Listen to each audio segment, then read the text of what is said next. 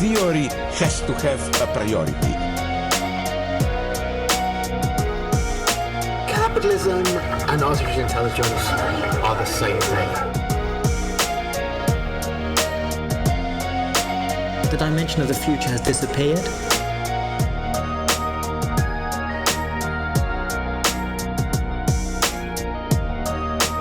There is actually no representation anymore.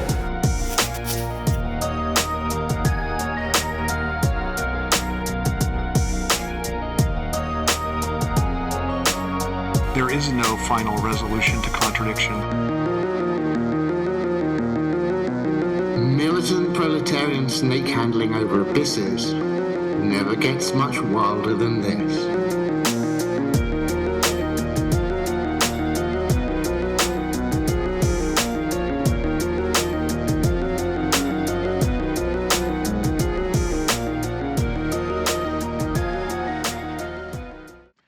All right, everybody, welcome back to The Dangerous Maybe. And today we are joined by a very special guest to discuss a new essay he just wrote and released on his blog. We're with the one and only James Ellis. And many of you will know him from his blog, Metanomad, and also one of our favorite YouTube channels, Hermitix. And so, James, it is fantastic to have you here today. We are going to discuss the work of Nick Land, who is very familiar to those who watch the channel, but also somebody else, Ludwig Klages, who you have focused on a lot lately. And so we're just really happy to have you here. Really looking forward to this discussion. Before we get into it, Nance, what is up with you? I'm just chilling, man. James, I'm so happy you're here. First of all, I want to thank you for your part in making JMG possible. Like Absolutely. like that would not have happened without your assistance. So thank you for that. I'm excited to get into this, man. We had a little bit of conversation before we started recording about kind of the world we live in today and how it's all machinic and hellish. And I think that relates to this piece you wrote here, so glad to have you. Thanks, guys. I'm excited. Any opportunity to talk about Klages, I'm there. Fantastic. So okay, this piece is called "Coldness Be My Geist." A little play on Nick's little motto there. "Coldness Be My Geist," and this essay, it's juxtaposing Nick Land and the work of Klages, to say that there's a fight over the battle, there's a fight over the soul of the earth. And this battle is really between these two different outlooks on things. And so, I don't know, I think maybe to get started,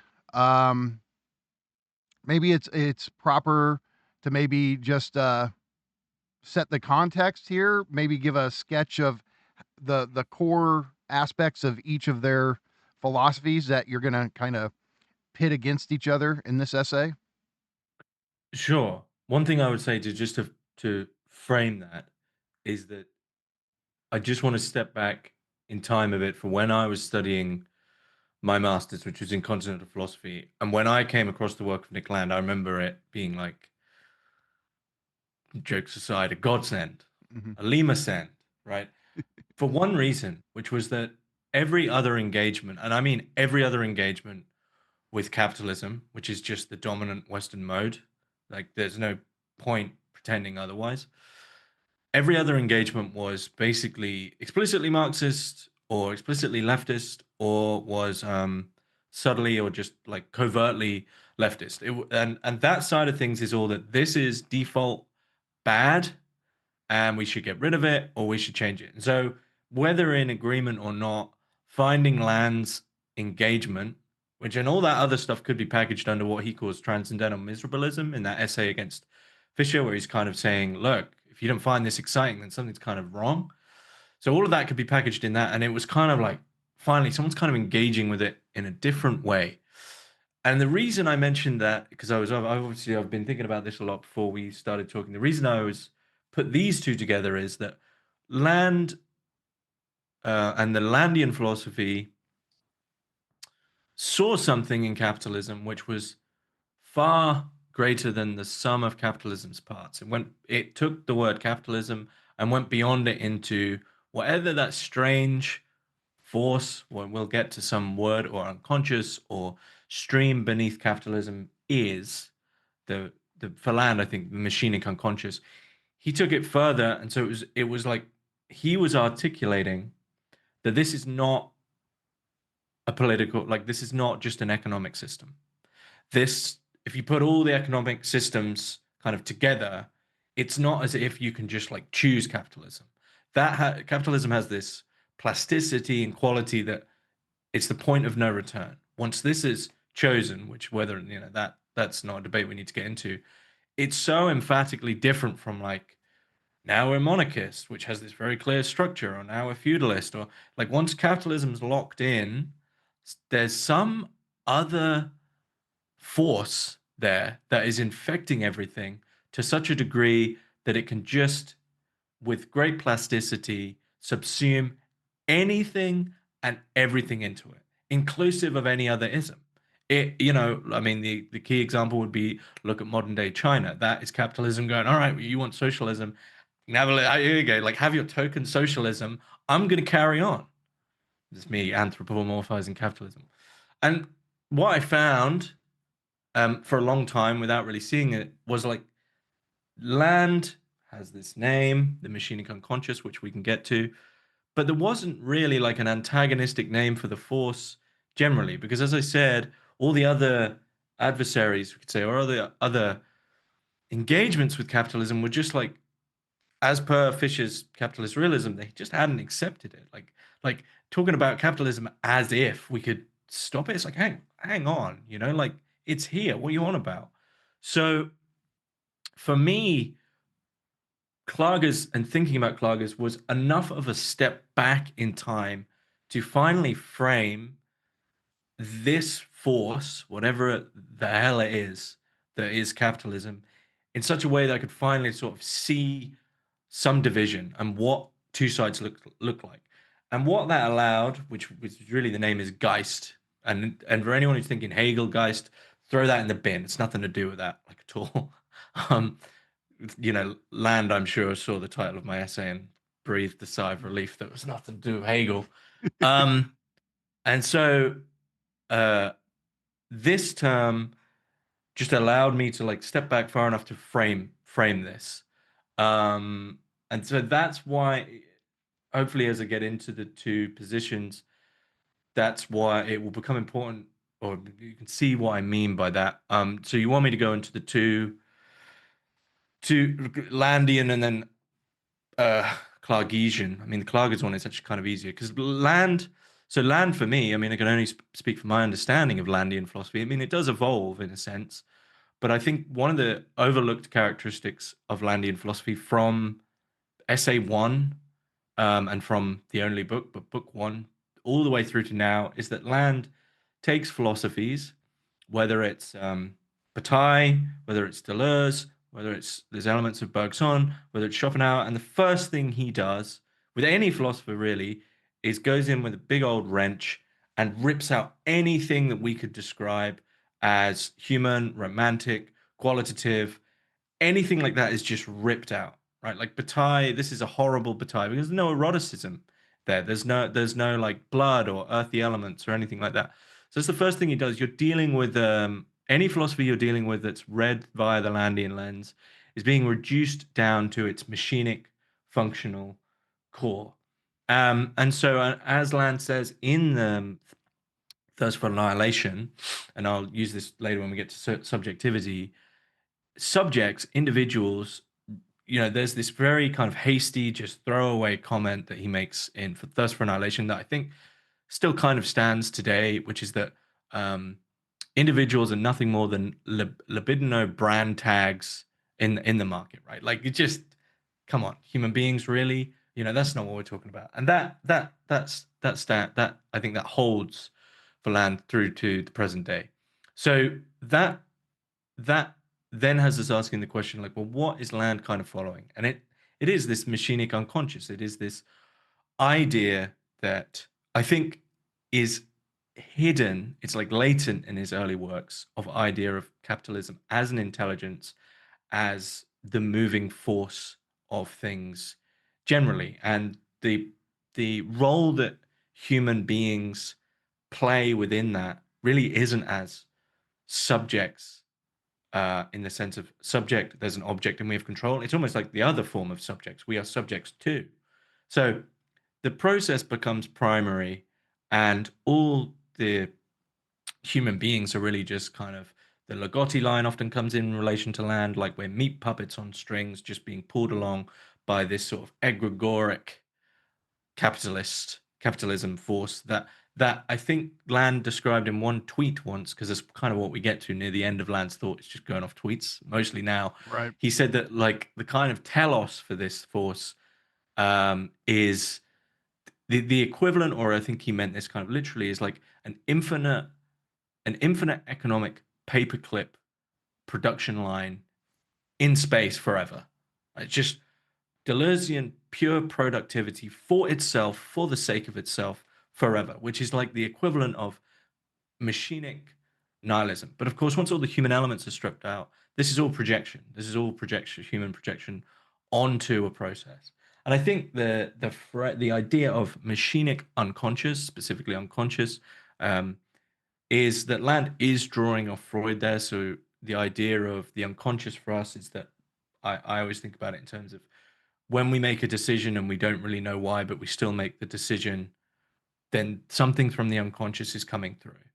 And I think in terms of the machinic unconscious is both the sense that the machine has that underlying force of it wishing to kind of build itself like a cancer is there, but also in relation to us is I think it infects our own unconscious, and our relationship to the machinic unconscious means that we end up doing a lot of things that are clearly to our detriment, right? Like we're kind of not meant to be these cogs in the machine. So that is my understanding of Landian philosophy. So the singularity in I think in Landian terms is intelligence producing intelligence, but I don't really think it has the Kurzweilian eschatology. Right. I don't see, even though the word will be thrown around, I don't see Land seeing the Skynet future. I don't think there's that like revelatory death of humankind, because that almost would go against Landian philosophy in the sense that machinic intelligence, in terms of game playing, which is how Land thinks of intelligence, I believe, wouldn't expend, it's even bleaker, I think, it wouldn't expend the aesthetic resources of gunning us down when it could just let us bleed out. Right. Mm-hmm. So I think the Landian singularity is kind of happening in the sense of like UBI actually might be our singularity, because we're a being that shouldn't have that. We'll fade out into like going mad, and then the machine will carry on. I mean, you guys deal with Land a lot more than me now. So is that, I mean, any big disagreements there on Landian philosophy? No, not on my end. I mean, look, I think we've talked to him about the old CCRU days where it is more Skynet and like the Black Lake syndrome thing. It escapes and it's this plague, or the Skynet scenario just decides to wipe us out. Nowadays, when you ask him about it, he's like, why would it just immediately go for the nukes? Like, it just doesn't make any sense to him now. I think his idea is like, no, it would find a more efficient way to make use of us, as we bleed out, as you put it. And he doesn't think that there's like some punctual apocalyptic moment. Now, I don't think he's going to say that's not possible at all, but he doesn't think it's very likely anymore that that's how this would go. And then I guess the only thing that I think would be a bit helpful for a listener is maybe to talk about the machinic unconscious a little bit more, because obviously it is inspired by Freud and the unconscious, but also Deleuze and Guattari pick it up. And really it boils down to this kind of process. It's the production of things, and human beings aren't really aware of like, how does nature produce objects, right? We kind of take this for granted. But what Deleuze and Guattari got tapped into is this process, which is operative in both nature and culture, which is new things are produced through forging new connections between parts of bodies. It's new arrangements of components, and nature itself does this. I mean, whatever the process is, it's responsible for the production of galaxies, of biological species, of chemicals. And so it is this kind of materialist account of how things are actually being produced. And at least in how I read Nick, he's saying capitalism comes along and it accelerates this process for, it takes billions of years for certain things to be actualized in the universe. But capitalism as a mode of production is tapped into this process, but in a way that speeds up the production of new things. And so you think about, the production of microchips, the production of computers, the production of communication technologies, all of this is arrangements of matter. It's all being made possible at that level. And so, Nance, you want to say something? I just on that, I think, in one of our recent discussions, we kind of touched on that. I think Land's reading of Schopenhauer and Bataille is, I think it's the reading I follow. And yes, it's organizations of matter, but what's really going on at a more fundamental level is the management of energy. Like Land's position is there is this cosmic superabundance of energy. And it's how energy is utilized, and over time it gets trapped in different forms of matter. And as we move through into the deep future, it gets more and more and more and more efficient. So while it is kind of matter self-organizing into these entropy-resistant forms, fundamentally it's the management of energy. So negentropy is his ultimate concern. What do you think of that, James? Well, I made a note actually because that's what it's a comparison I hadn't seen. It's very crass, but if you'll allow me, that is referring to the Bataille book where he's referencing the black solar anus, right? The idea of the if I'm remembering correctly, the sun is solar sun, but it's black because in the sense of not the light isn't simply a unilateral flow that is like it's just going to the earth, right? It's the inverse of that it's black, and it just so happens that the light, the energy hits us. That's it. It's like a cosmic happenstance. And that in Freudian terms transforms it into an anus. This is just a waste product of the universe that happens to hit us that this planet can use. I haven't really seen the comparison, but Klages would inverts everything, and we'll get to this. I would say that Klages actually has not solar. Because for him, he goes to Eros. So he has what would be maybe a black lunar vagina would be his version of that, and the inversion. This matriarchal black cosmic enthusing Eros beginning, which is prior to the Greeks. So we can talk about.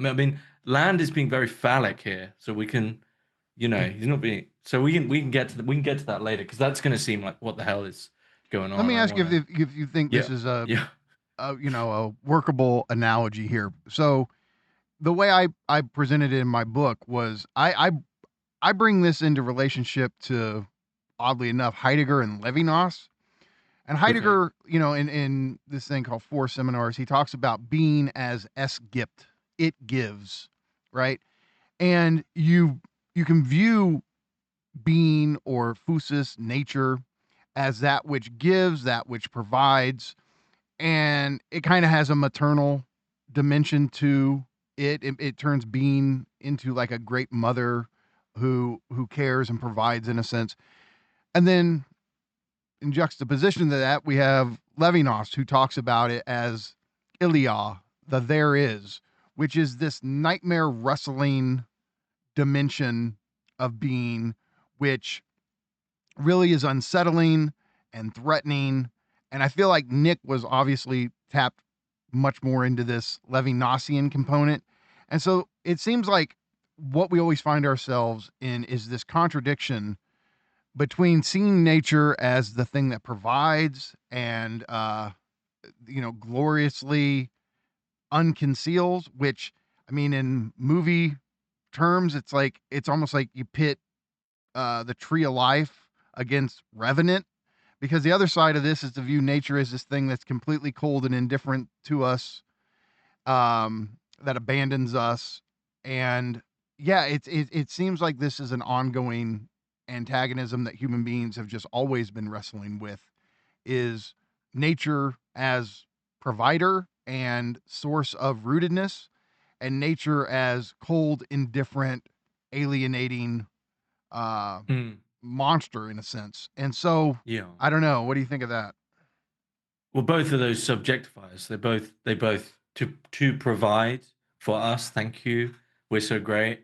And cold and indifferent to who? To me. So there's projections both ways, and I would say that Klages actually finds the middle. Like he throws all his pre-Pelagian. I'm gonna have to like. So Pelasgians were mentioned once by Plato as this mythical people way before the Greeks, and we can probably think of the Pelasgians in terms of the ultimate. They're like the example of truly primitive magician-like people. Those that have read like Julian James, the bicameral mind, like decide, we were completely with it. It's the best way. Klages always harks back to these. And so the black eros, which he calls, which would kind of be for him the force of nature, which comes from chaos. So if we've read Hesiod's Theogony, there is the Theogony there. We're flowing off. But this is kind of the ground of life that is a cosmic attraction that brings all living beings together. The point I would make with that is that for Klages, we're not both those positions. Nature as provider is the idea that like we're some special case that needs providing for, and I think that would be to bring in someone that we're going to have to talk about.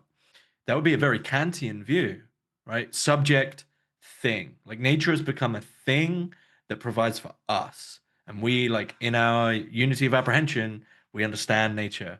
The other way would be exactly the same. So I think those two are just the spectrum of the subject projecting onto the thing what the comfortable, lovely little subject would like. Oh, nature's being cold, nature's providing, right? That's like literally just dualism. So I would say that Klages' middle view is that we are of it. We are of nature. So, that any but Geist is the thing. So Yeah, maybe it's yeah. better now to kind of pivot into Okay. a discussion where you explain the difference between soul / seal and Yeah. Geist / spirit. Yeah. So I want to just, because hardly anyone's going to know, not many people are going to know who Klages is, right? Like and someone told me recently as well, this isn't a case where if you go to Germany and go to maybe some certain universities, there's people working on Klages. This isn't like, sometimes you get a French philosopher who's really well known in France, just hasn't, basically sometimes you get a philosopher in a certain country, just hasn't got across to elsewhere. As my understanding, my recent understanding, someone from Germany told me this, who's like really into him. There's probably more accessible Klages in English now than in German. As in, you could go buy the original Klages in German if you can find them. But in terms of that, like continued output of his work, just apparently not there. And so there's a lot in English. He was born 1872 and he dies 1956. I'm not going to go into his life too much. It's pretty strange. He spends a lot of time with the Munich Cosmic Circle, which is Stefan Georg and a guy called Alfred Schuler, who's even less known. He is into the occult. He kind of lives the equivalent of like as much as he can, as I can understand it from what I can gain from the very small amount of data. Kind of lived kind of Greek life. So born 1872, and people who knew him said it was like meeting a man from antiquity. And then by the time he dies in 1956, the whole philosophical world has changed so much that anyone who was like around in that day has either entered into that very complicated relationship with Nazi Germany, and like we see this kind of with Spengler, I think, like, and we're still unpicking this, like, and we see this emphatically with the German conservative revolution, where just anyone who was even remotely close to that time in history was like, it wasn't a case of they're a Nazi. It was a case of we're just uncomfortable with this whole era and we're just not going to deal with it. And we're only just unpicking it. And Klages is, as far as I'm concerned, is one of these cases where just wrong place, wrong time. He was not a Nazi. They didn't like his work. And so that's kind of like the side info about him is that just forgotten. It should be said that Heidegger mentions Klages. He's like a philosopher's philosopher in a way. I think like Jean Val in French would be the equivalent of like all the philosophers knew him, but no one really knew what to do with it. And he didn't really I don't think he got much feedback. Like he's very much his own man, we could say. But he writes quite a lot of books in a lot of now many places that we'd consider strange traditions. So he was probably one of the last actually like leading graphologists, and this is handwriting analysis.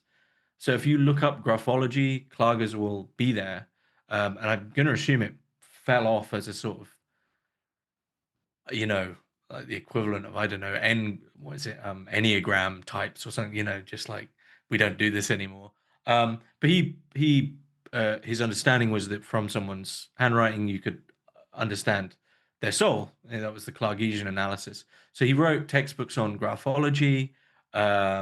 He wrote a book of cosmogonic eros, which has been translated, which is about, again, the pre-Greek eros, not the sort of Cupid-like bow eros, but this very different form of ecstatic eros. I think for those that are into the Greeks, I think the gods that we might put near like the Klagesian feeling are like Aphrodite, Dionysius, Bacchus, right? This uproarious. Paul Bishop, the Klages scholar, and I want to just say that I'm not a Klages scholar, so I'm going to make a lot of mistakes. But Paul Bishop, the Klages scholar, says we can kind of call him a pagan. Now, philosophically, he writes this three-volume,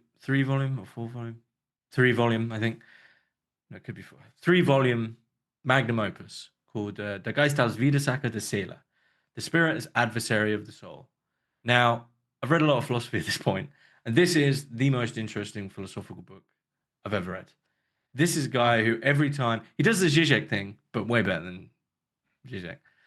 You know when Žižek goes, but it's actually the other way. Klages does that to such a degree. Every time he's like, but he's overturning philosophy every time. So his main stance and that translates as the spirit as adversary of the soul. James, has this book been translated or any of the volumes? I did there's only people who've done excerpts. So one thing to say about Klages, for those that know German, and I don't, I'm being very transparent about that, but from those that have told me this, his German is like the most difficult German to translate. Really? So in the sense of like, I think there's some sort of older form of German, like older style of German. So not only is he doing that, his syntax is hellish. Like give Thomas Pynchon a run for his money on like run-on sentences, right? And then on top of that, you've got references to like folklore, just the obscurest people. So you put all that together, it's just not going to be, and 1,400 pages of it, right? Like, so it's just probably not going to be translated. So I did the AI and like paid this, and I remember I had to like just leave my computer running while this LLM just page by page was like, it took like hours. It was just struggling to do this, and it crashed like 4 times, which I think is great. Shit. So eventually, now we have the first ever translation of this, which is the AI translation that I paid it to do. Now, I've sent this translation to Paul Bishop and a couple other people who are into Klages. Now, I don't want to like say like Paul Bishop has signed it off. Absolutely not. But he's a Klages scholar, and what he said was, it's like usable. So it's very, very literal.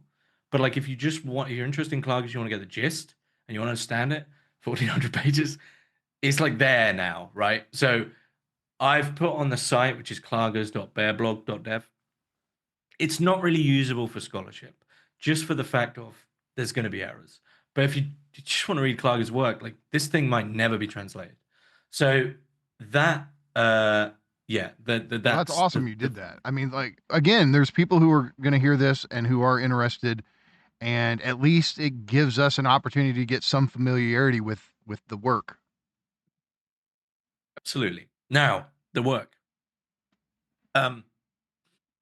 Usually in philosophy, and I think all philosophy, I don't know if there's an exception.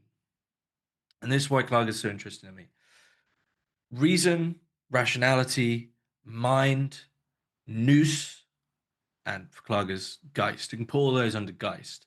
I like using reason because it's the one we just never question. Mm-hmm. They are in every system trundled up to the top of the system. They're the crown. They're like, of course, we're going to use mind, right? So there is a tripartite split in Greek, which is where Klages begins, which is body, soul, spirit. And usually Klages' point is that spirit, which is, again, think of it as mind, nous, or reason, is put as the crown.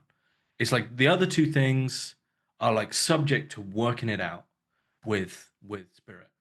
So any other philosophy, I would say, has really just run with that and never questioned it. Like very few philosophies are going to deal with the body. They don't even know how they deal with it. And very few philosophies are going to deal with soul outside of the Christian format, which is really very intellectual, like Thomas Aquinas and angels on the head of a pin and all that. I mean, correct me if I'm wrong on that one. Klages' point, well, Klages' theorization is like, you got it wrong. Before this, body and soul were not two separate things. They were one. They were unified. And spirit, Geist, is a cosmic infection. It's a cosmic parasite that came in, to quote him, roughly paraphrase him, spirit entered body and soul like a wedge and split them apart.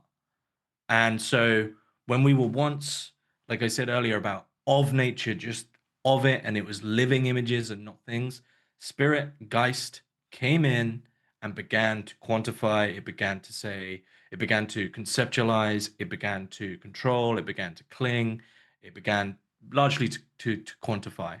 And so mind, reason, in general, is the enemy. And the entry point of Geist, which there's kind of 2 points Klages nods to. The main one, because he never really says like, oh, go to this exact date. That's when Geist like arrived, right? But he, I think, kind of tongue in cheek says Socrates is the beginning. But he also says the Eleatics. So he loves the Eleatics, but they make the fundamental philosophical error that Geist then begins its domination of everything. And so that is also the beginning for the Hegelians who wanted to, maybe if they want to use it, that's the beginning of historical time. So that is the foundation. And that means that spirit is adversary of the soul, is you then have spirit is against Seele. And there is no like, really, my reading is there's not any like compatibility. It's not like you can do a bit of Geist one day and then back to Seele the other. So that's where we are. I will just mention, because this is where the philosophy proper starts, and every time he just does an absolute banger, is that the Eleatics and Zeno, he puts them together. He basically says, look, the way that these problems were never actually sufficiently answered. All of Zeno's paradoxes. He just says they're never really sufficiently answered. We just keep ignoring them. Yeah, we keep ignoring them. And Klages says the way that they sufficiently answered these paradoxes, because he loved them before that, because they were all just about the like kind of paradoxical impossibility of infinite flow. Like, well, it's just becoming. You can never grasp anything. So he says the way that if you have this infinite flow that doesn't have anything that can somehow be the instantiation and say, right, that's now, I don't know, there to there, to give the arrow one or the Achilles and the turtle one. The point is, where's the point where you've like stopped to then have the measurement? So Klages says, oh, they were great up to that point. And then what they did was invented the concept of being. So being for Klages is a concept that was invented by them to be able to basically argue away the issue. But in arguing away the issue and in Geist conceptualizing the very concept of being, it now has stable identity. It has the subject. It has, well, that's being. That's the point. And from then on, we believe we are someone who is separate and distant, and we move away from das Bild, which is images, which we'll get to subject, and das Ding, things. So I actually circled it when you mentioned that for Land, production makes things, which is perfect. There you go. That's like some of Klages' philosophy and the beginnings of it, at least. All right, that's helpful. So I think the thing that would help now, before we go into some of these other concepts, is can we talk a little bit more about what he has in mind with soul opposed to spirit? Where like what is it? What is, if it's body and soul prior to the invasion of spirit? What does that look like? Are we talking about consciousness, but not an alienated? No. Okay. No, So what do we got? He thinks consciousness is just another thing of Geist. Consciousness is just another concept of Geist. Seele, so soul, it's not the Christian soul. It has nothing to do with personal immortality, divine spark, anything theological, really. It's the living principle as such. I've got a lot of notes down because it's like heavy going on. I don't want to slip up. So Geist has will and believes it has will, I guess, or creates will. Seele is moved, so it's drives. So, and this is where it gets tricky. It's like quality, quantity separation. But where a Geist sort of infected being, say, is fearful of something or scared of something, there would be like this distance where there's like, oh, I'm scared of X because of Y, because of, and they're then relying on like timeless concepts. So all concepts are timeless. They're bringing in things that just don't exist to kind of like analyze and deal with this stuff. For Seele, in terms of being moved by a drive, it would be like, you see the face of the predator, and the fear and the feeling and the movement is all one. Like there just is not this separation. So it's the capacity to be moved by the world and to participate in this basically infinite, I don't even want to use the word infinite, like, because it's infinite and not, because it's right now, flux of becoming, of what Klages would call like the cosmic rhythm of life. So Seele is kind of what's exercised when you're listening to music and you're displaced. It's, like the one way you might, like, people might be wondering, okay, well, maybe if I agree with Geist's infection and I want to get back to Seele, how might that happen? You could probably look a little bit towards Schopenhauer here in that ecstasy, right? Like the mind is obliterated momentarily and you're completely like dissipated into the cosmic rhythm of life. So it's basically, Seele is the capacity for Erlebnis, which is like lived experience. So it's just a contact. But this is where it gets really difficult, because and Klages is always battling against this. Is I'm using Geist to like, this is Geist, what we're doing right now, because we're detached. And so another example would be like, if we take the concept tree, and concepts are Geist's language, right? From concepts, we believe we know and can control, and I've got my concept. But if you think of a tree, well, there's a tree outside that is that tree right there, right now, this second. There is the word tree. There is a tree in, like, I don't know, a children's book, an illustration in a children's book. And yet they are all the concept tree. That's what Klages would say. Well, that's Geist, right? It's just completely negated and neutered lived experience. And so Seele is the lived, felt quality of that tree sensually as it is right now. So it's kind of it unfolds the more you engage with it, I think. Does it make sense so far, or to a degree? This is jumping ahead, I guess, but with Form of O, I was thinking it's kind of like Elan Vital. but the way you explained it, Seele feels a little bit like Duray. Am I not wrong? Could you go into that?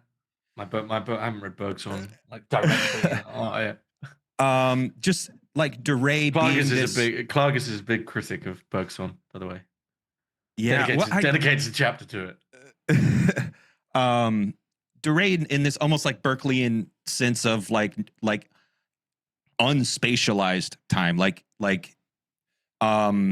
not being subject to it, but being part of it, harmoniously participating alongside with it in the moment of it, like not even alongside it, but part of it. Like it's not that you're in the world, it's not that you are of the world, it's that you are the world in a way. Mm-hmm. Yeah. Mm-hmm. Is another way to get at this Heideggerian withdrawn, like you're just there's no separation there. There's no no being separation in the world. Yeah. I think those are right. I mean, it's one of those things where the philosophy, I kind of want to say, yeah, sure, but the philosophical specifics get so fiddly that I also wouldn't want to say. Heidegger draws on Klages a fair bit. He comments on him in, I think it's a question concerning metaphysics. He does talk about Klages a bit. So, both out there in the German woodland. Let me ask, James, so with soul, does Klages view this as like prior to the invasion or eruption of spirit? Is it a kind of harmony, a kind of belonging that has been lost? Because look, you know me, like I'm Žižekian, Lacanian, Magawian, right? So the first thing that comes to my mind when I hear this is that it like the Lacanian rebuttal would be he's positing some pure perfect, a phantasmatic sense of belonging or wholeness that he never actually had, and that spirit comes along and seems to retroactively like, oh, that's what we lost, but you never actually had it to begin with. Like this is the retelling of the fall in Klagesian terms, right? Well, but it's also just it was never a pure harmony, precisely because I mean this shift to spirit, I mean it emanates from the very thing that it undermines, right? I mean if it was soul pure and simple, the crack that opened up the possibility of spirit had to come from soul itself, and so soul was never wedged between body and soul. Yeah, body and soul. He doesn't posit it as. I mean, I think when he thinks back to the Palaskian, so when you're thinking about the Palaskians, that's when like you're in genuine, for many people, and like it's one of the difficulties in philosophy. It's like you're in almost like mythological territory there. Like this is kind of like the Palaskians wasn't like the historical people. It sounds more like a place where there was giants, So he at one and the same time, maybe Klages did genuinely believe in the Palaskians, but on the other hand, it's a mythological nod to something far greater. But I never got the sense that he thought it was a utopia. So the example I gave with Seele is like the fear. There's still fear, there's still pain, but it's I believe it's drive in German, like it drives and being moved, as opposed to this kind of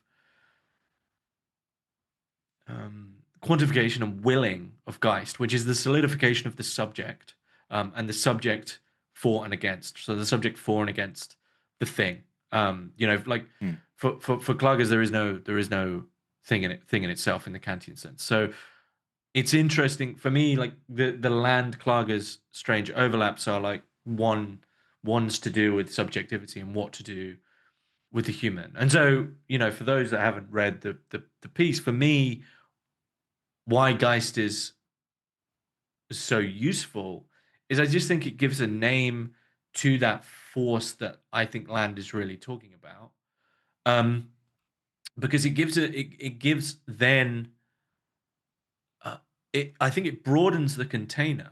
So right at the start, I was talking about how other readings of capitalism, and Walter Benjamin was a huge fan of Klages, by the way, other readings of capitalism had this idea that like you could not do it, or you could be socialist, or there was somehow a way to fragment off from whatever this is.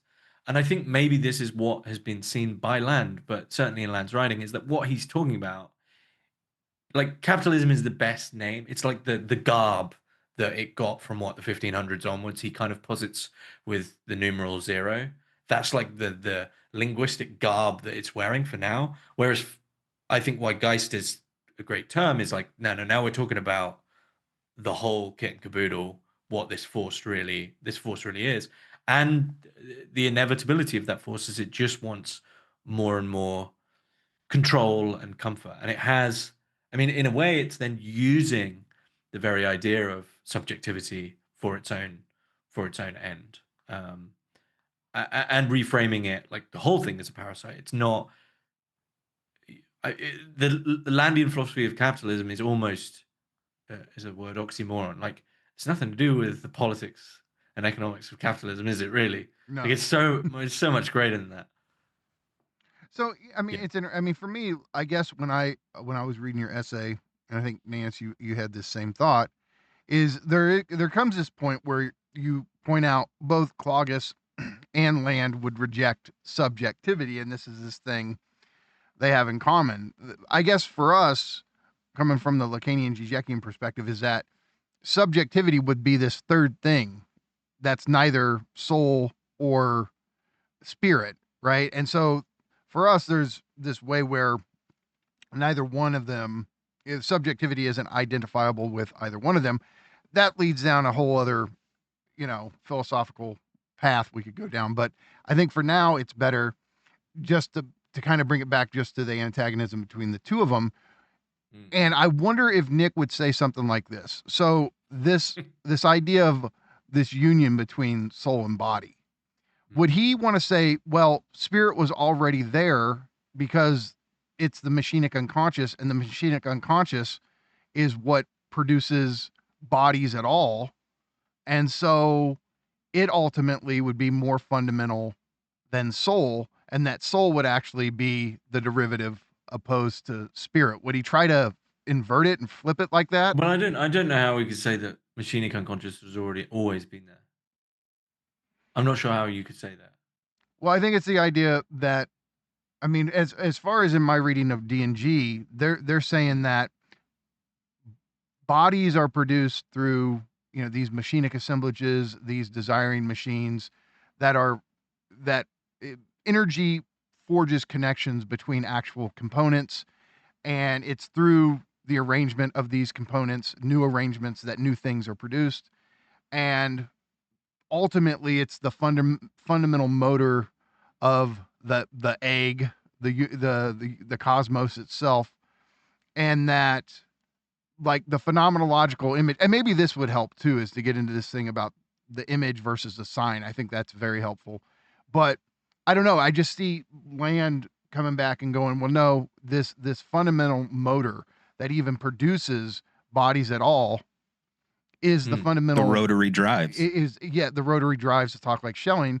This would be the condition of the meaningful image, the phenomenological experience that seems tied up with soul. So I don't know, I'm just playing around, but I'm wondering if he would all of those things that you've used. I mean, if we were to talk about it in terms of the history of human beings, you have the iterations of Homo erectus then through to Homo sapiens, and I'm sure Land would be in agreement that is a thing. So then, and there's a certain degree of research, again back to like someone like Julian Jaynes, on the early, and maybe even like Terence McKenna, right, of what happened to us to develop the conceptualizing mind and the evolution of what we commonly understand as consciousness, and earlier, seemingly more basic forms of consciousness. And so it's interesting to me that we end up in this bind, in that the way in which you've described all that is one. It could be easily argued, or well, both of our arguments, I don't know if they fall apart because we can't go back in time, right? It's unfalsifiable, I would say. Are we? Maybe the issue is that we're trying to do we're trying to move beyond correlationism to. What I was going to say is that all the things that you've said are timeless concepts. They can be used today, tomorrow, yesterday, in exactly the same in exactly the same way. And that's Geist's language. And prior to that was, again, it's kind of this ineffable, difficult thing that as I said in my essay, Land probably would say, like, let's brush this under the rug as romantic vitalist philosophy. But the way in which we're talking, so the Geist, I need to kind of get my notes in order. Geist, the primary symptom of Geist's infection is the self-identical I, right? This agent who persists and is not a neutral observer. And we are all being that right now. And so D and G, quite literally, like, they've turned themselves into letters. D and G as philosophers, as these identical parts that then, like, I am saying it was this, quite literally are that Geist also. So we're just completely stuck. Like, there is no. This is what I mean by Klages really trying to overturn philosophy. Is like, when we talk, we're using reason. To put it simply, we're using reason and we're using mind, and that is Geist's formation. Is that all the while we're talking is a disconnect from the living reality. And there's, I mean, one thing I kind of want to get to at some point in this is that one thing that Geist then does is just kind of its final, well, I don't know if it's final, but one of the later stages is what is somewhat equivalent, but it's almost like an ontological, because being a concept, an ontological equivalent of Spengler's second religiosity, but for everything. So it recreates the idea of lived experience from within its own bounds. And I think that is then what we see actually from a lot of, like, we need to re-enchant the world. Like, that's Geist as capitalism using that to fuel itself again. So, like, we could call that, like, I don't know, second. It's also like a simulation. Simulation within a simulation, which is the most dangerous one. If you talk to, there's a lot of, like, psychological theories on this, that the idea of, like, you can quite easily get rid of a shadow, but if you have a shadow within a shadow, you're kind of fucked. Because you're now, like, what do you, is you know? I mean, that's what Baudrillard was on. Yeah, about. There we go. There he is again. But okay, so let me ask you. I feel like if I put it like this, it's going to be a kind of simplification, but I want to see if it gives us something to go on as far as helping clarify the distinction. So could we say something like what Klages is getting at with soul is really like concrete singularization, whereas with Geist we're getting at abstract universalization, and that's kind of the battle there? Again, it's this difficult. It's difficult. Problem is that distinction itself is Geist, right? That he would say it's an abstract. The very distinction itself is abstract. Geist produces the subject. Geist literally produces the subject. Before that, it's I guess in philosophical terms. Before that, Klages would use eros, again, black matriarchal enthusing chaos eros, where any sort of political dominion for him is seen as like a phallus that's quite literally protruding through this and trying to stay there, but it never will, because that's cosmic constant enthusing flux. So anything that comes through is like trying to hold in a kind of a Spenglerian way. And so Geist quite literally produces I, the very idea of I. And prior to that, eros is this, again, enthusing, connective reciprocity, where there's no distance, so there's a difference between das Ding, which is completely reliant on the subject. Like, I am here, I am here, and the world is out there, and nature is out there, and I'm separate to it, and those things are there.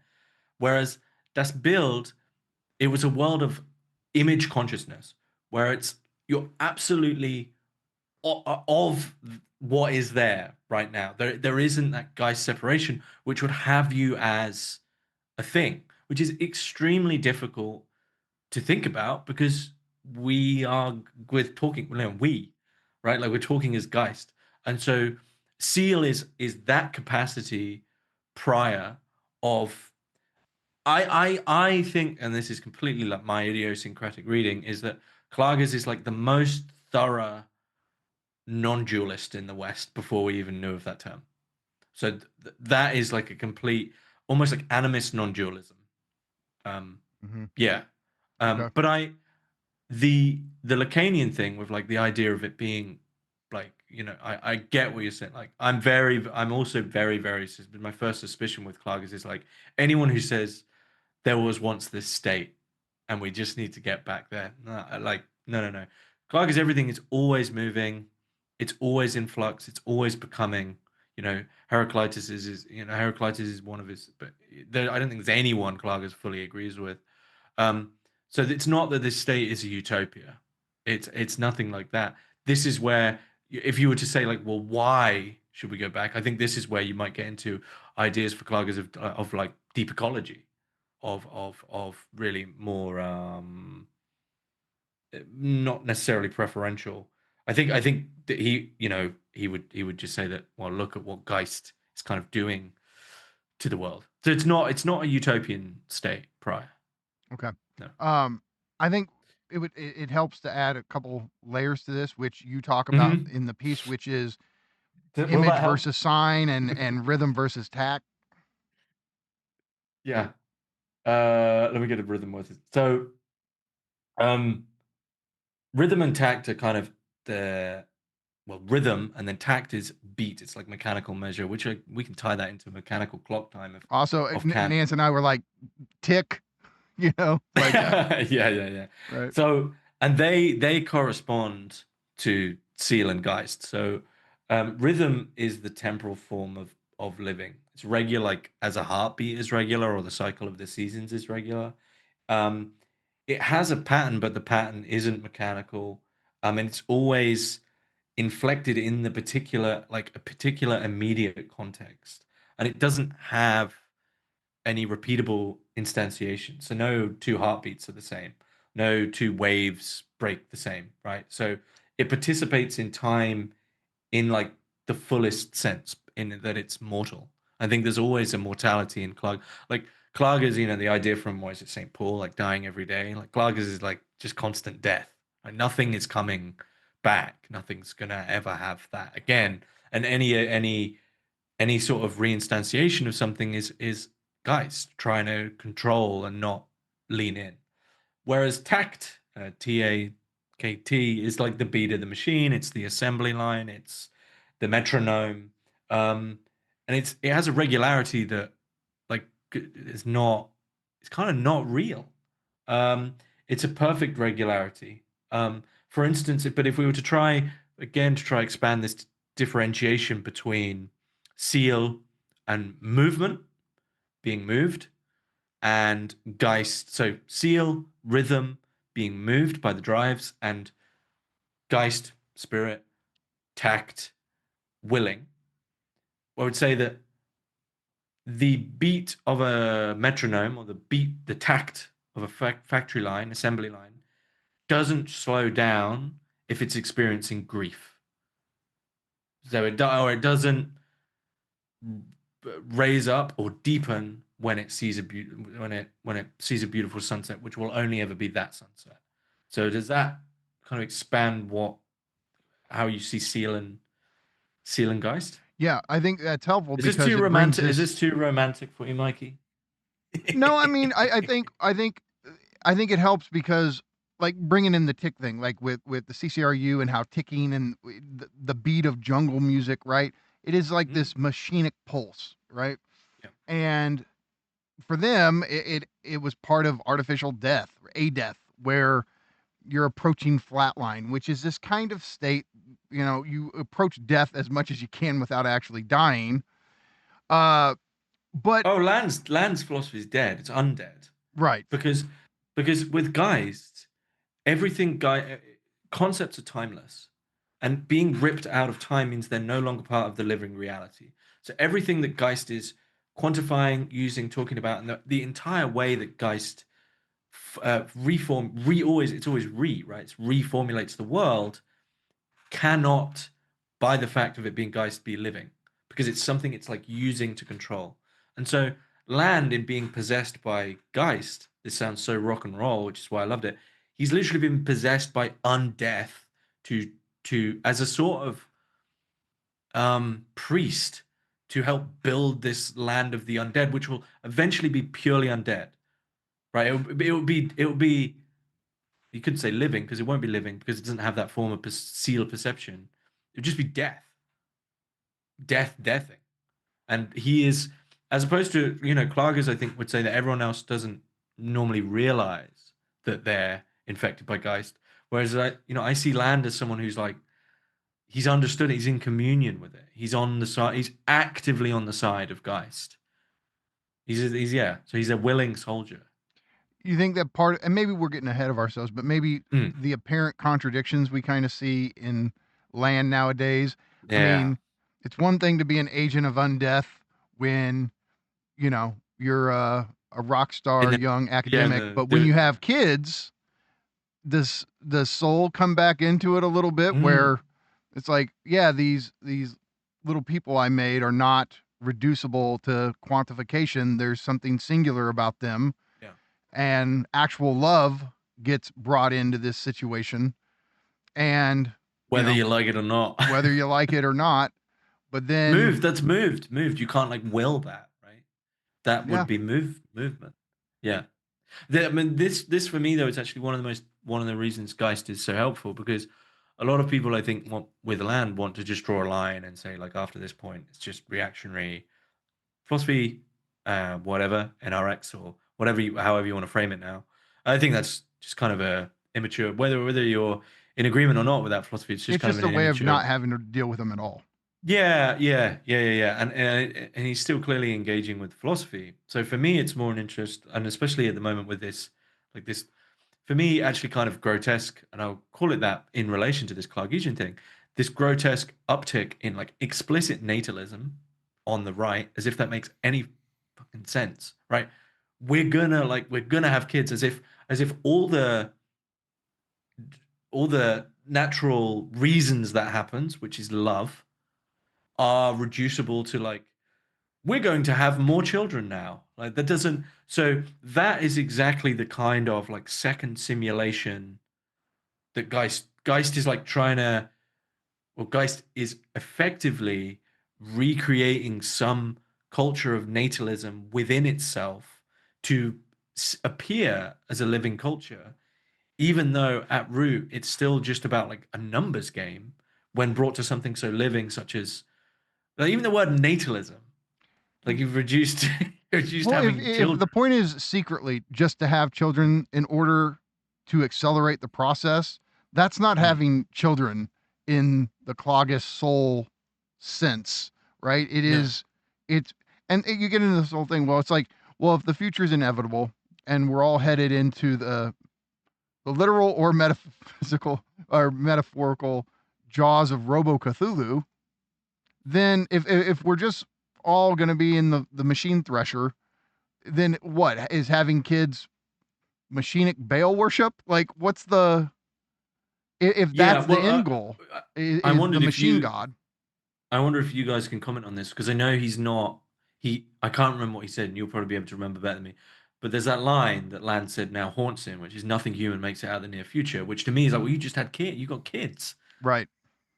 It seems like a kind of trite observation, but what was his reframing of that now? He just said that he's mixed on that now, where it's like that it haunts him because, but I don't know. I don't think it's just that statement. I think CCRU as a whole we're tapped in to that the machine god is going to bring about human extinction, and the point is still to accelerate the process, which of course means concretely just don't put regulations on the system, let the market sort it all out.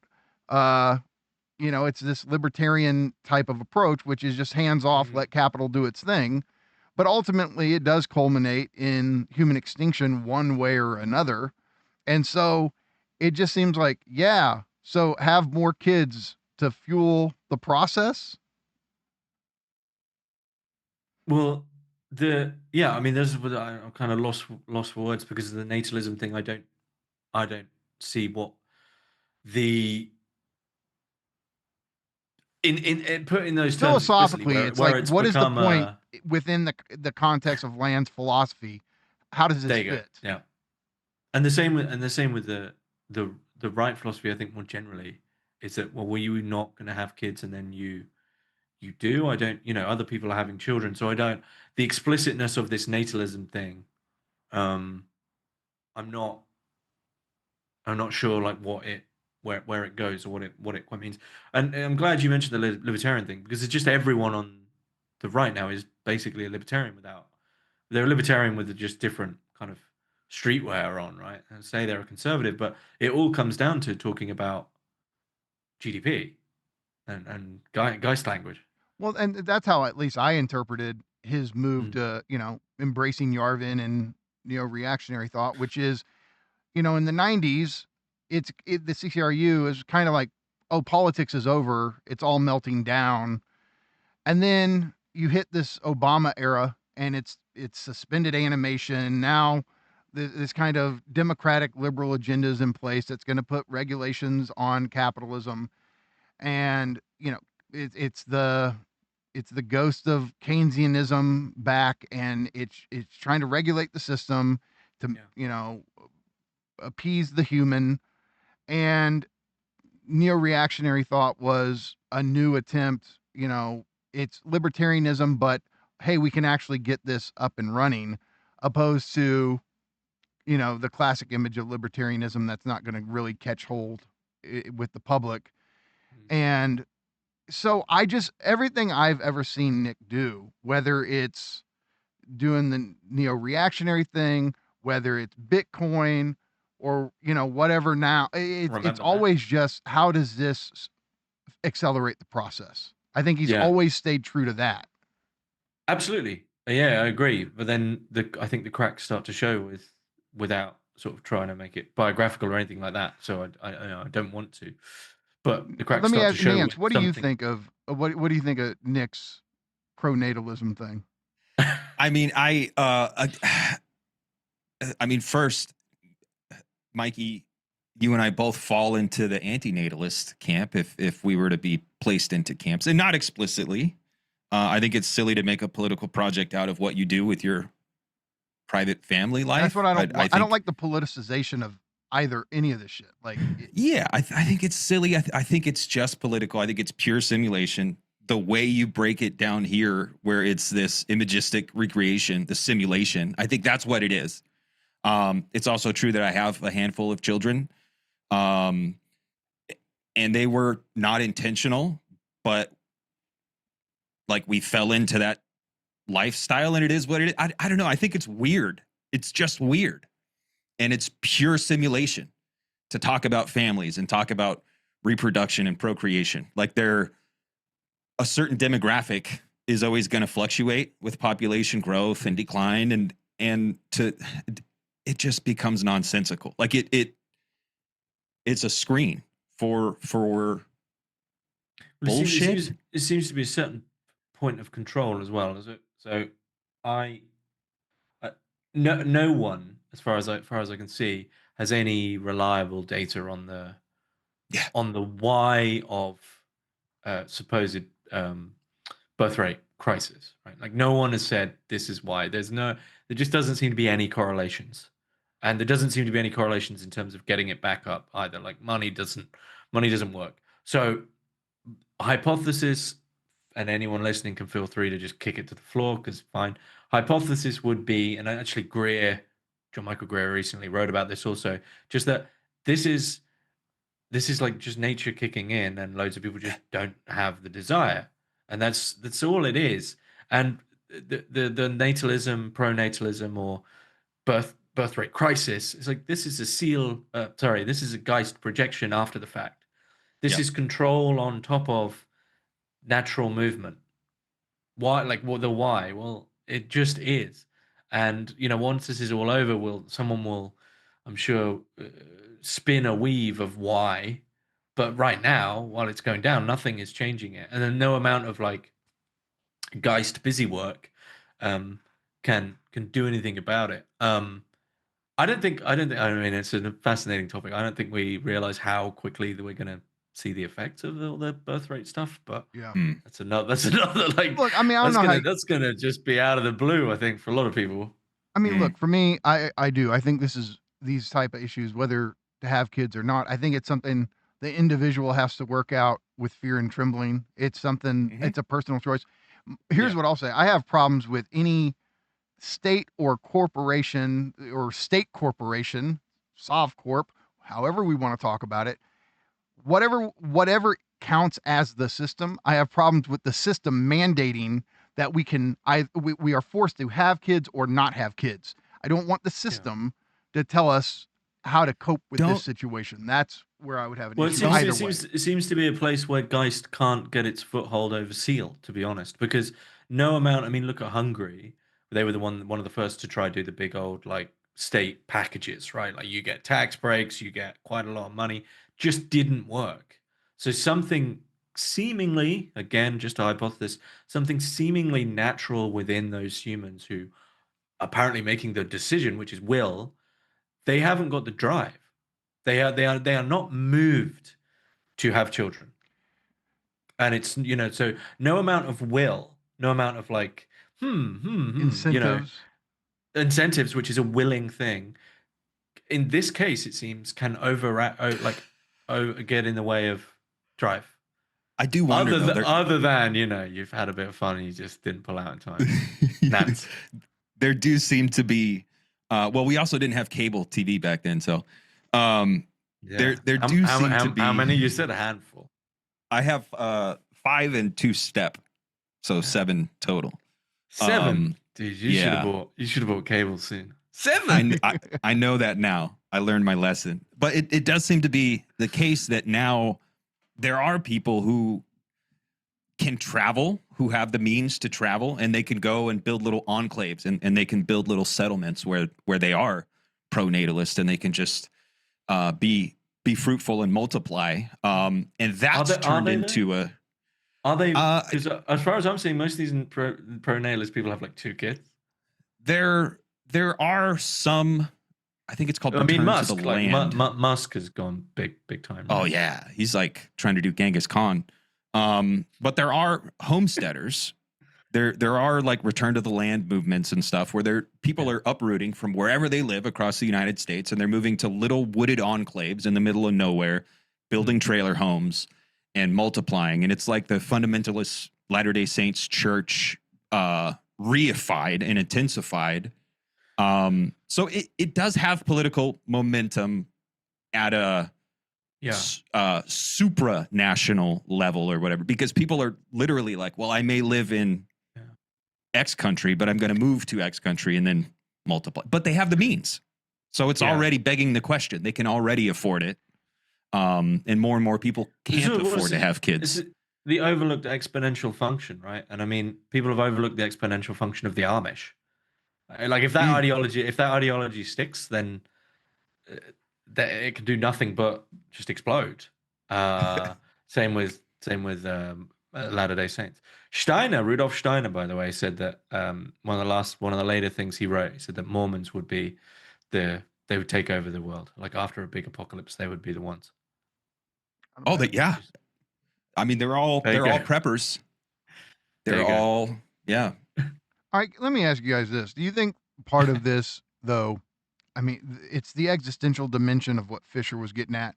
If people truly feel like their future has been canceled, that they're not going to be okay in their old age, there's a deterrence there. It's like, well, if I'm fucked, my kids would be even worse. Dude, and there's almost a sense of like parental projection, like I'm not going to do this to my kids because the future has been canceled. You shouldn't feel guilt though, because generally, but I think this is Geist. This is retroactive projection of the mind onto something to try and understand it and control it. Because if you think about even our immediate future or the future to come, and this is someone who's pretty sympathetic, very sympathetic, sorry, to collapse, is still going to be head over heels, hundreds times better than everyone in the past pre World War II who had kids, and people who were the typical example of like a medieval peasant who was pumping them out for various reasons. And I don't know to what degree, if there's been studies done on what kind of, if there was even an idea of contraception or whatever, right? But it's very difficult to even think about or find if this was a thing. But the idea to them, living probably in a multi-generational hut that we would probably call a hut, sleeping on the floor, eating whatever under a feudal lord, whether or not the decision was there for people like that, because they wouldn't really see anything different in the future. And so I think this, again, all of these, oh, I can't afford them. Like everyone can afford them. No one's ever been able to afford kids, right? No one, like the average person has never been able to afford kids, right? I think anyone, or I'm not ready, or all these reasons are retroactive projections onto whatever that movement is. It's a very strange thing for mammals to not want to reproduce. So what that movement just has not arisen in a lot of people. And it's so far and widespread that it seems to go across class boundaries, social boundaries, cultural boundaries, because it's in all countries, all at the same time, across the whole thing. So it's something far deeper than some worry about the future, than money.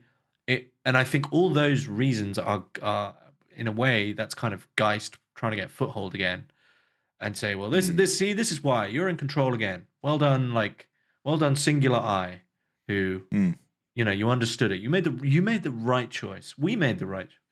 So there you go, Nance. Don't feel guilty, man. Why would you feel guilty? They're going to be fine. Yeah, but I also times are rough, and to be the cause of bringing more horrors into the world and more suffering into it sucks, but it's weird. It's a weird thing. And I don't know. I think maybe if we can't figure it out, we didn't deserve to figure it out. And I do think maybe there's something going on like species wide that, we shit the bed and it's time for the whales and the octopuses to inherit the earth. Could be. I'm sympathetic. Yeah. We had our shot. So, I mean, okay, to bring this, I kind of want to bring it back for a minute. So, Okay. You kind of did a little bit at first, but I kind of think it would be good. What is Land's machine? So it's not. I don't think it's a literal machine. I mean, this is I would say is taken from Anti-Oedipus by Deleuze and Guattari, and I think it's a fundamental like ontological category, right? Everything connects, everything has an input and output. But as opposed to many other every French philosopher of that era had their thing where it was like X is everything. So for Michel Serres, like communication is everything. I don't know. Lyotard would be like libidinality is everything or something. Deleuze and Guattari was production is everything. Everything is produced to produce to produce. So instead of, I think as well, at some point, I'm fairly sure Land does transpose this onto the MCM. So instead of like money, commodity, money, it's really, you can take all of them out, right? Production, production, production, production, production, which all can be reduced to zero. Land's concept of zero. So Land's machine, I think, is that function. That's what, so the machinic unconscious is that production for itself function that is for its own sake, and the human is inside of it. Now, maybe a question there in terms of Klages would be: is the machine literally Geist, or is the machine within Geist? I would say they're almost one and the same, just with different language, because they both just want to. They are like a to seem cheap. They are like a cancer. Their goal is just to continue to be, and to solidify themselves as a thing, right? It's like, I am a tumor, I'm here, and I will feed off everything, which is what Geist does. It feeds off the living, and a tumor, quite literally, is undead flesh. And so it's just that growing and growing and growing. And to use that metaphor, sorry, it's a bit crass, with the human being in the living world, which has those limitations, eventually the living thing that is drawn on by the cancer dies, and cancer kills itself, kind of paradoxically. Land's philosophy, I think, going off that metaphor, is that somehow there is some mechanism of detachment for the cancerous tumor from the living thing off to some other living thing. And I'm still like, I guess we could say that the living body that current tumor has is the earth, right?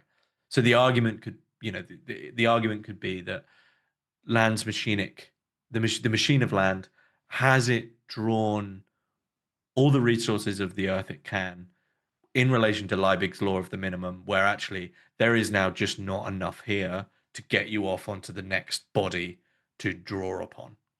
I would probably say like that is the case. Like Musk, I think Musk saying, "Oh no, we're not doing the Mars thing anymore," is like this is over, like this is done. Yeah, what NASA went around the moon recently and no one gave a shit. Like, because it doesn't matter. It doesn't. What do you think about Musk? Nick's been talking about it a lot, where Musk, as Nick puts it, he wants to drink at the teat of the sun, where it's like we're going to harm. I can load that bullet into my gun, and because I thought about this as immediately as Land said it. All that is, Musk is a modern bureaucratic economic genius. If you look, and John Michael Greer is the first to point this out, he says it in another interview. If you look at all of Musk's major projects, they are all preloaded to be ready for somewhere he understands there will be a massive government subsidy. There was huge subsidies on Tesla and electric batteries.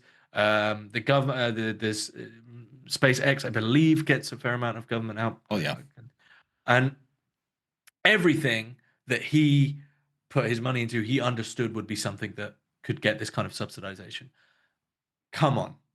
He is looking to the future. He's a smart guy. He's understanding the reality that, the fossil fuels scenario is done. I mean, the big bodies have been saying this since about 2018, and he understands very well that the next place there's going to be serious subsidies is solar. I mean, the UK is already doing this. So he's looking to the solar anus. Mm-hmm. All right, since we're on the subject, I just want to throw this at you, see what you think. Okay. So Musk yesterday or 2 days ago, he posted something that sounded very left accelerationist.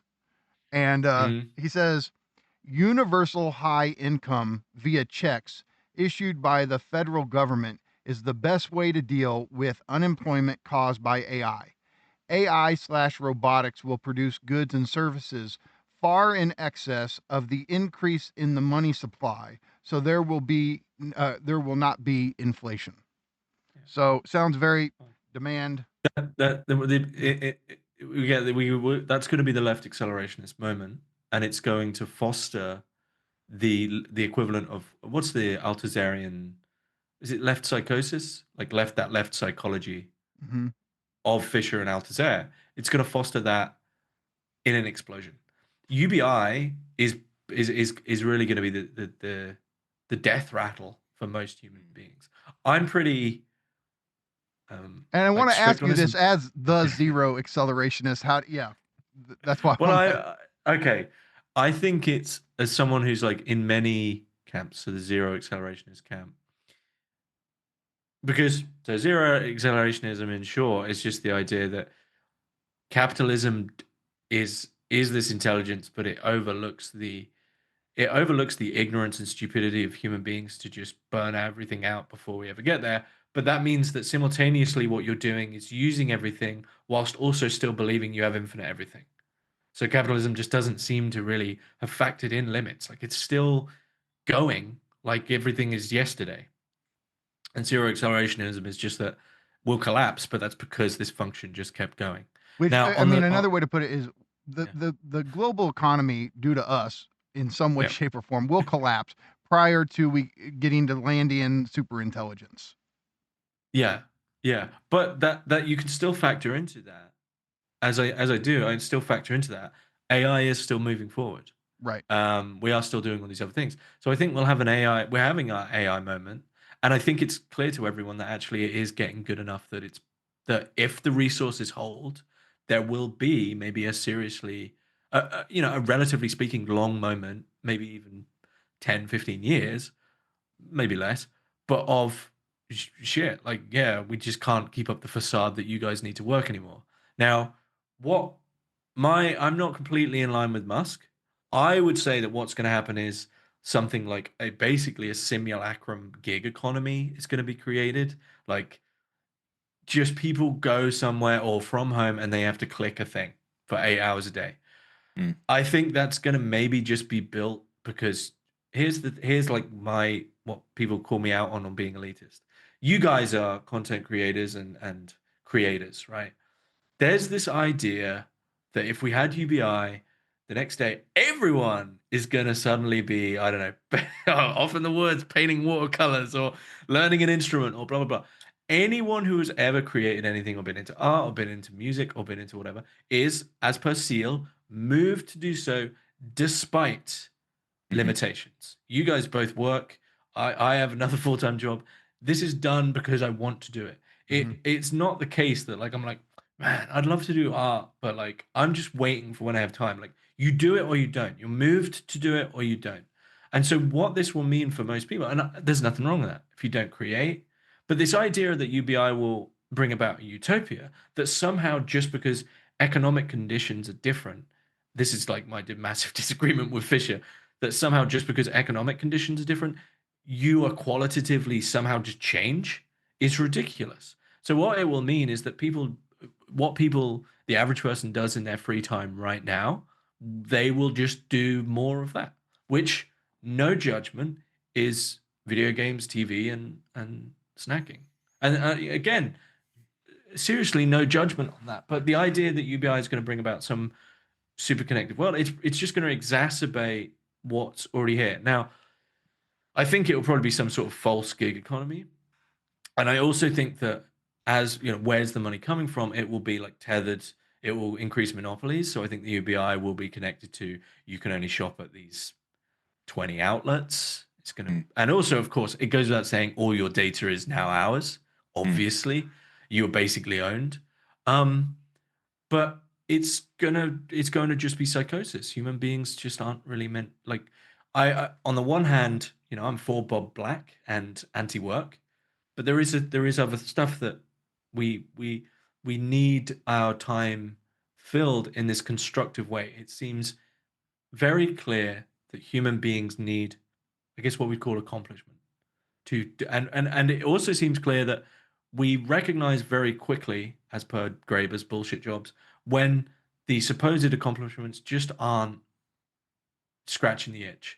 And we're going to move into a world where there just isn't any friction for us, and that's not a good. And it's just going to be mass psychosis of people. I think that's going to be our slow die out if we have that. They're just beings who don't have to do anything all day. I mean, look, maybe this is where I would come off utopian. I don't.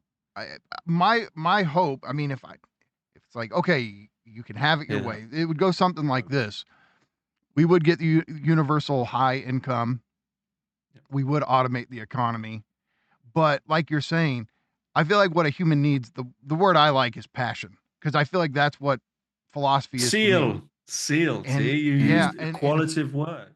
Yeah, and passion is the thing you're motivated to get up out of bed each day, not like wage labor, where it's like, oh God, I wish I hadn't even opened my eyes. I wish I could just lay here forever. And whereas when you have a passion, it's the thing that pulls you out of bed each morning enthusiastically. It's so good. It's so good how you're talking, because instinctively you're using the words of Seele.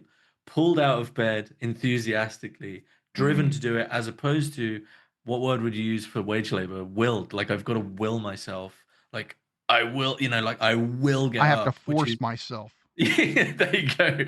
So yeah, maybe UBI will bring it. So sorry, go on. But go here's on. what I would agree, James, is that it is a weird, I almost kind of think of it as a miracle to even be able to have a passion in the world we live in. Mhm. And somehow the three of us, we have it for this thing we do.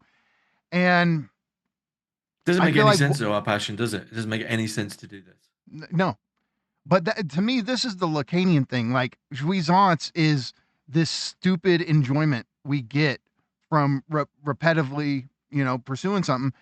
And that's where I'm like, okay, the problem is with people who the meaning of their life is anchored in their job, even though the vast majority of them hate their jobs, right? What would need to happen is experimentation facilities and or institutions. And what I mean by that is people need the time and energy it takes to actually experiment with different types of activities to find the thing that pulls them out of bed each morning. That I was able at one point in my life to spend a lot of my time and energy, experimenting with different things, playing instruments or pursuing philosophy, right? And Yeah. I was lucky in that regard.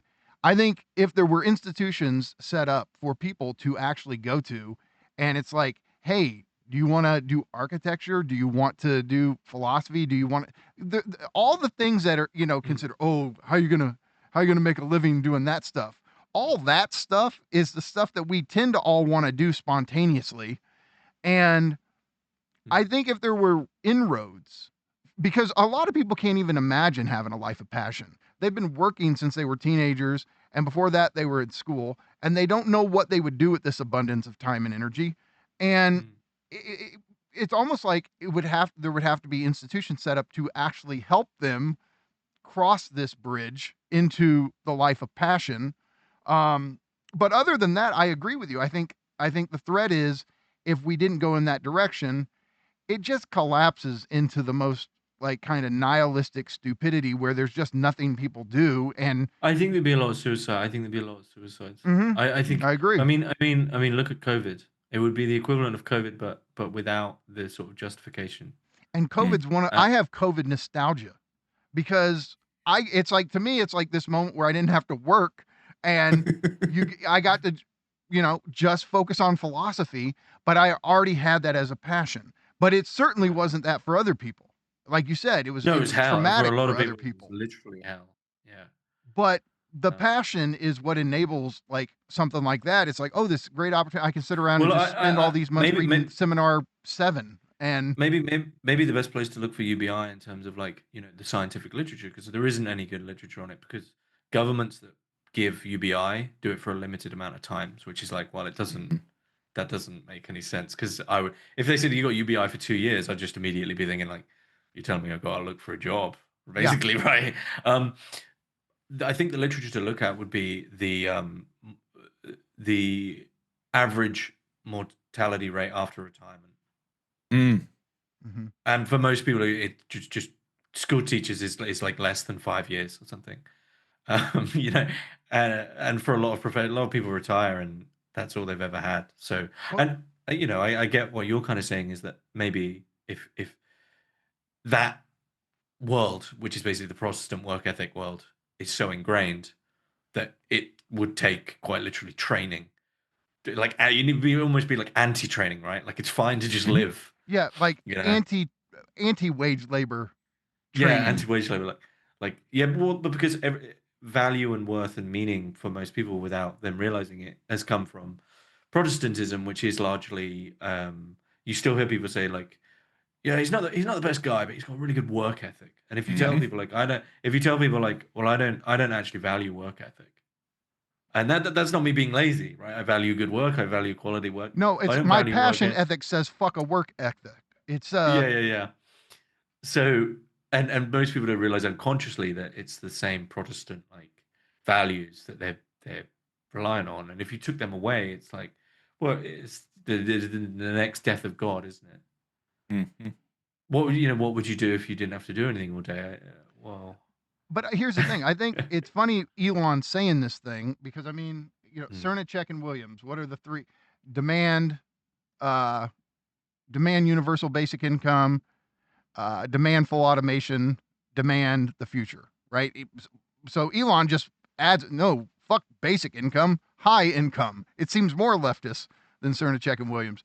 But I think it leads to the heart of one of these contradictions capitalism is going to face. And I know D&G, nothing ever died from contradictions, but, and I'm not saying this will kill the system. I'm saying it will force it into a restructuration, which is to say, if there are no jobs, then we as humans our one job is consumption. Like, I'm sorry, the AI, the automated infrastructure in the warehouse, I saw a forklift now that's automated. That automated forklift is not going to go home and stream Netflix. It's not going to, it's not going to consume. And so we still have a role to play in the functioning of capitalism as consumers, even if we're automated away as producers. And I don't know how long that would last. I'm not saying like, oh, that just goes on forever, but it is a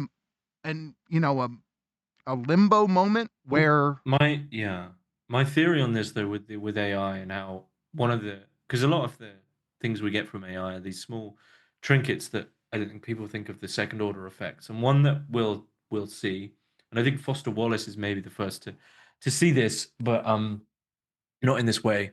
So I thought like 2 years ago, I was like, in 10 years we'll be able to type I want this film and you can watch it, and we're close, right? But a lot of the video ones have shut down. I don't know if the money's not right or something like that. But anyway, that technology is happening in other places of just like, I want this thing. And this whole idea of consumption as our meaning, or, instead of production, I'm with you. But what it will mean is people will just live in their own world, like literally their own worlds, and I'm seeing this with the way that video game technology is getting, like how easy it is for two people to just create what 20 years ago would have been a AAA 200 hours thrown into this game that becomes like for many people a no life game. But when you've got that and you've got maybe like just the average PC, and you just say, I want this game where I do this, and you keep tweaking it until basically someone is very Freudian, but someone is just basically living their fantasy. Those are worlds that are far more dangerous than other ones, because when you haven't got the imperfections and it's like tailored. So I think this consumption will just be, it's almost like everybody's own little Geist just creates their own little Geist worlds, and just doing that kind of in Ready Player One, kind of consuming yourself. You're just consuming your own desires. We become the human centipede, the singular human centipede. Yeah. I would just say that the real goal would be the life of passion. And like, to me, the interesting thing about the passion though, is that it brings you out of this isolated thing. Like for me, I mean, look at us talking now. Like, philosophy makes me interested in other people, and I want to learn about what they're working on. And, the idea of getting to have discussions with these philosophers that, 10 years ago, I never would have dreamed I would have ever got to talk to Slavoj Žižek or Nick Land or Todd McGowan.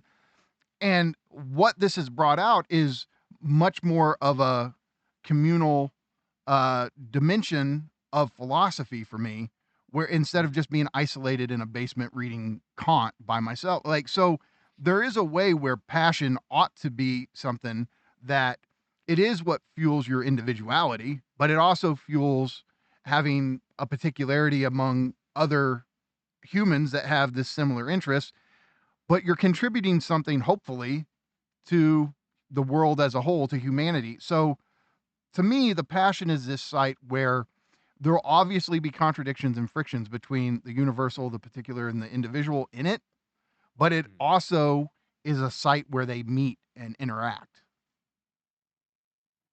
I think I'm just more pessimistic than you. Okay. I think that's all it comes down to, is just that I can't. It's nice to be the optimist for once, because I never get to be. I'm always the pessimist.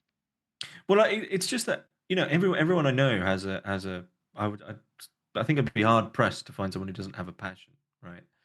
It's just that passion is in a sense, the cathartic pressure release tailored into a day where you need one.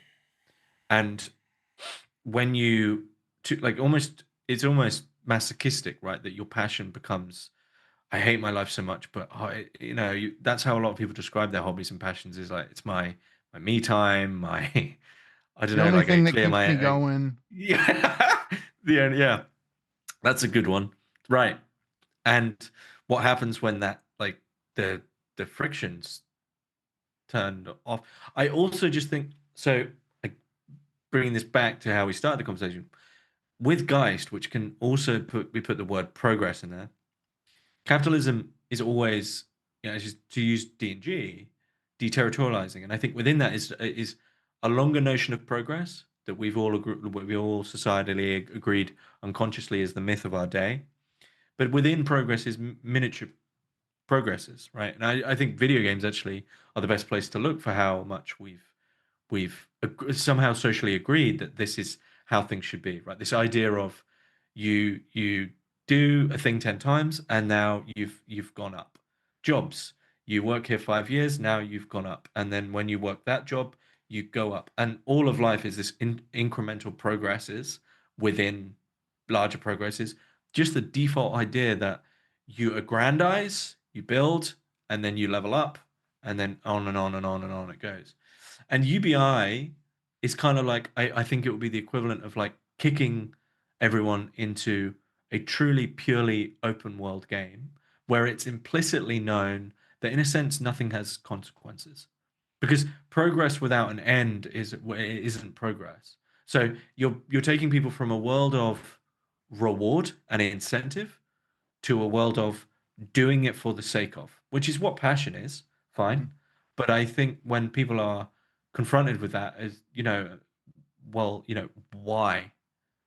We still connected to so much meaning that when people do things, they always say, well, why do you do that?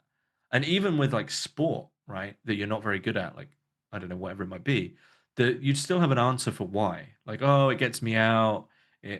I go, but I think when you're into the UBI world, which is, it's almost like Geist without the end of reason. So if you don't have reasons for doing things, I'm clutching at like what people would do. So it's the equivalent of waking up without a purpose, and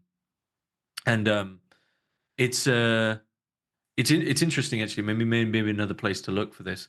It was in a documentary I watched years ago where they interviewed like hundreds of homeless people. And they said, what was the most difficult thing about being homeless for like longer than 6 months? And basically, it's not the things that people think it would be. So they were like, look, food, this is mostly Westerners, but they were like, look, food is actually really easy. Shelter is actually largely, is not that much of a difficulty as people think. And they said that the general agreement was that the most difficult thing was that once you're out of this world, this routine, for that long, they just couldn't re-enter. So once you're kind of completely out of that form of existence, there was just no way of re-entering. And I just see UBI as like that form of aimlessness. It's just a complete uprooting of it might be that the values we have are wage labor, but we can't stand a void. UBI is basically suddenly shoving a void in, right? It's like your values that you've structured everything around are gone, maybe even overnight for some people. And what's going to fill the void? Something will fill the void. And I wonder if it would just be mad. I wonder if it would just be kind of crazy, right? Like anything. But also, I mean, if we look back on the transitional period from feudalism to capitalism, I mean, a lot of those serfs, I mean, it was an existential collapse for them. It was. Yeah. A few generations later, I mean, the people living then are now, I mean, they're dealing with wage labor and all the problems that come with it, but that's just what they know. And so this moment of when UBI, if it comes into play the way that Musk is talking about and the way that left accelerationists hope it does, then the question is, okay, there'll be the initial transitional period with that generation having to go through it. But would 3 generations down the road, would this be the same problem for them that it is for that transitional generation? Probably not, because then you're imbued in that It's culture. just your right? default. So maybe I am just talking really about sort of who's after millennials. The Zoomers, No. Sorry, who's before millennials? Xers. Okay, so like Gen Xers, I think. Late millennials, Gen Xers would be they're going down. Yeah. And if any boomers are caught in it, I just don't think they'd understand it. I really don't think they'd. I don't want to. I do want to hate on boomers, but I just don't. I really don't think they'd get it. Like they just. I agree. Yeah. No. Okay. So here's the thing. I also wanted to ask, related to this, your new essay. Okay. So soul and spirit. How would you bring these into a relationship to your zero accelerationism, to the idea of collapse? Is there any hope that soul lies on the like, or at least a more robust relationship? The soul lies on the other side of zero, or does spirit just pick itself back up and keep doing what it does? I think the end point of zero accelerationism, I think for me probably would be the end of the Spenglerian cycle. And so the relationship you'd see between Geist and Seele there is that Geist is kind of Spengler does draw on Klages a lot. Geist is going to be rampantly on the side of the Caesar, right? The Caesarism, which is the last stage of. We haven't seen our Caesar yet. I believe, I think someone worked out the times. I think it would be like 2060. I think by Spengler's rough calculations, we'll see our Caesar, which is kind of the last gasp of this. We're in the winter now. The last gasp of the age of reason, which is the final age of any civilization for Spengler. It's the last gasp, right? The resources are going out. The culture is. We're already seeing this. We're not building anything new as a culture. Like, we're done. And that's, it's the end of a cycle. It's fine. And I think what you'd see as Spengler makes it clear that as you move into the spring of the next cycle, there's a little bit of overlap. Little things will come across. So you'll see Geist really trying to cling on to that Caesarism, but I think you'll see Seele is always there. I mean, it's the lived experience. So Seele will be there as the ground for the blossoming of something new, and probably Geist will infect that culture as well. Maybe that's part of the cycle. But yeah, so I don't see zeros. I don't see. This is all cyclic, so I don't see end of cycles as a bad thing. It's what they do. Flowers die. That's fine.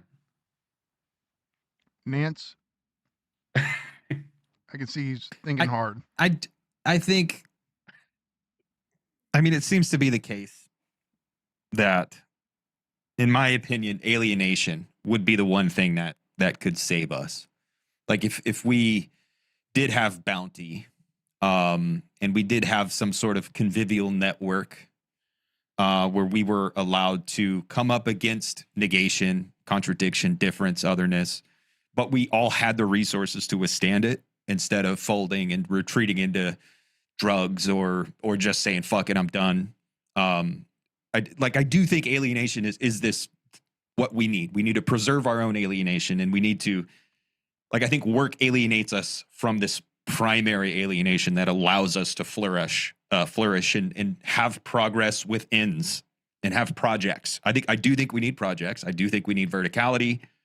We don't need senselessness, and you can't have any of that in this holistic, harmonious world. But it also seems to be the case that Geist alienates, Geist deworlds, and Geist is how we make the progress.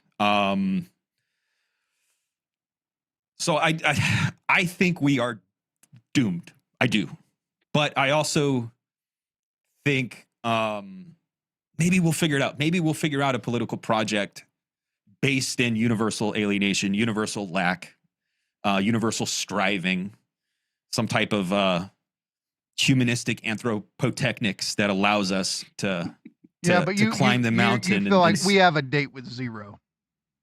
I do. No, I definitely do. And I just wrote a little piece, kind of romanticizing the post-collapse. I do think thinking post-collapse is far wiser than thinking left accelerationism. Like, I think we need to start thinking how to survive what's coming instead of how to avoid what's I don't know imminent. if I agree. I don't know if I agree with that, actually. I mean, Greer says collapse now and avoid the rush, but that, I think, he meant that mostly practical.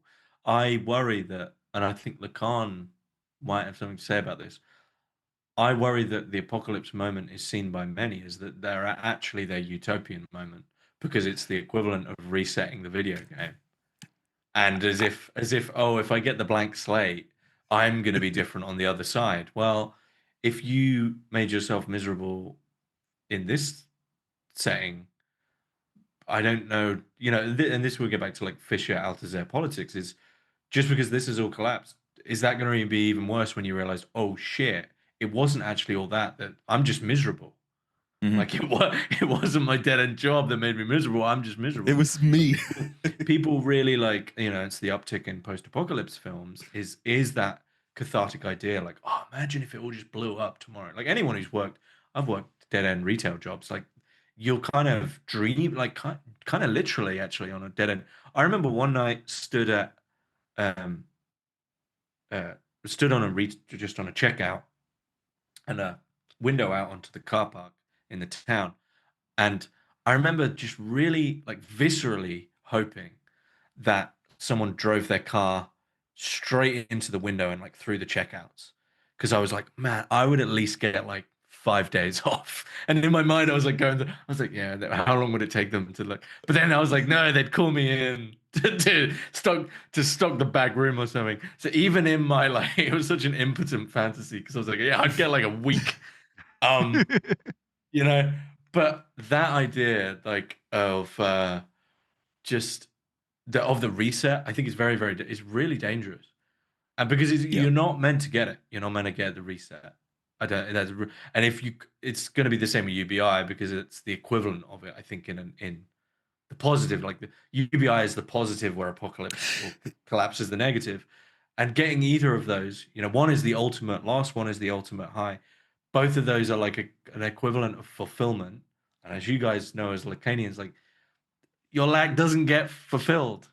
So apocalypse but there's better ways to tarry with your lack.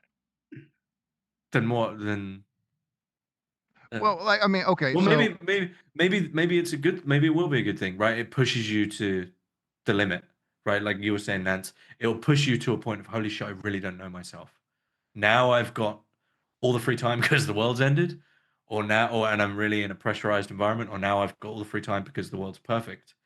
Both of those are going to force you, in my opinion, to seal. You no longer have any apparatus to get in the way. You have to deal absolutely with yourself, with reality right now. But maybe the question then would be, are a lot of people just going to break down? Yeah. You no longer have any more excuses at that point, right?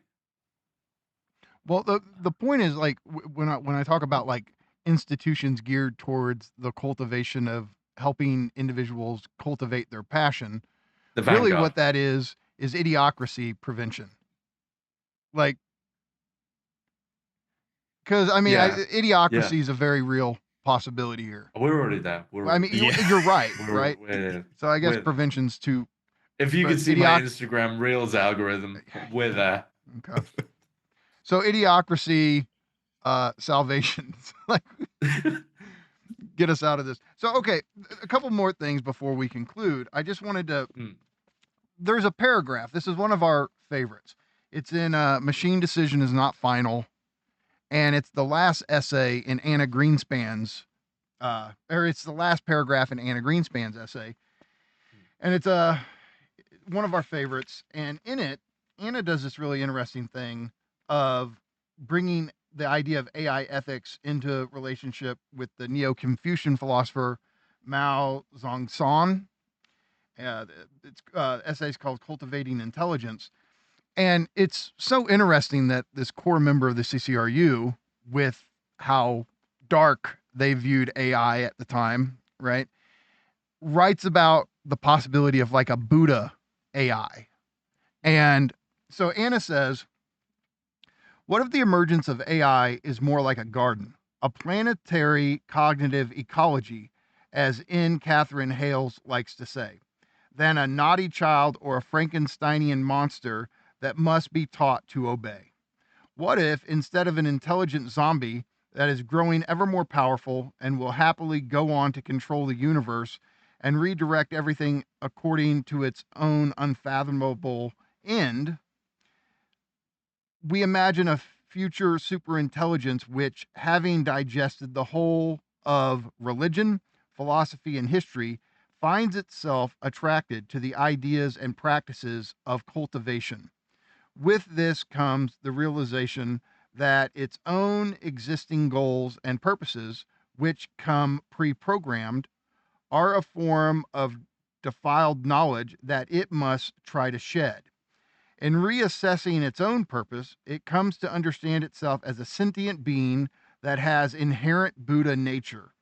Rather than being haunted by the missteps of witchcraft, it imagines, like the Spinozist who understands ethics as the search for adequate ideas, that the ultimate aim, or telos, of any intelligent entity is always to break through the limits of reason to a practical knowledge and engagement with the nature of things as they are in themselves.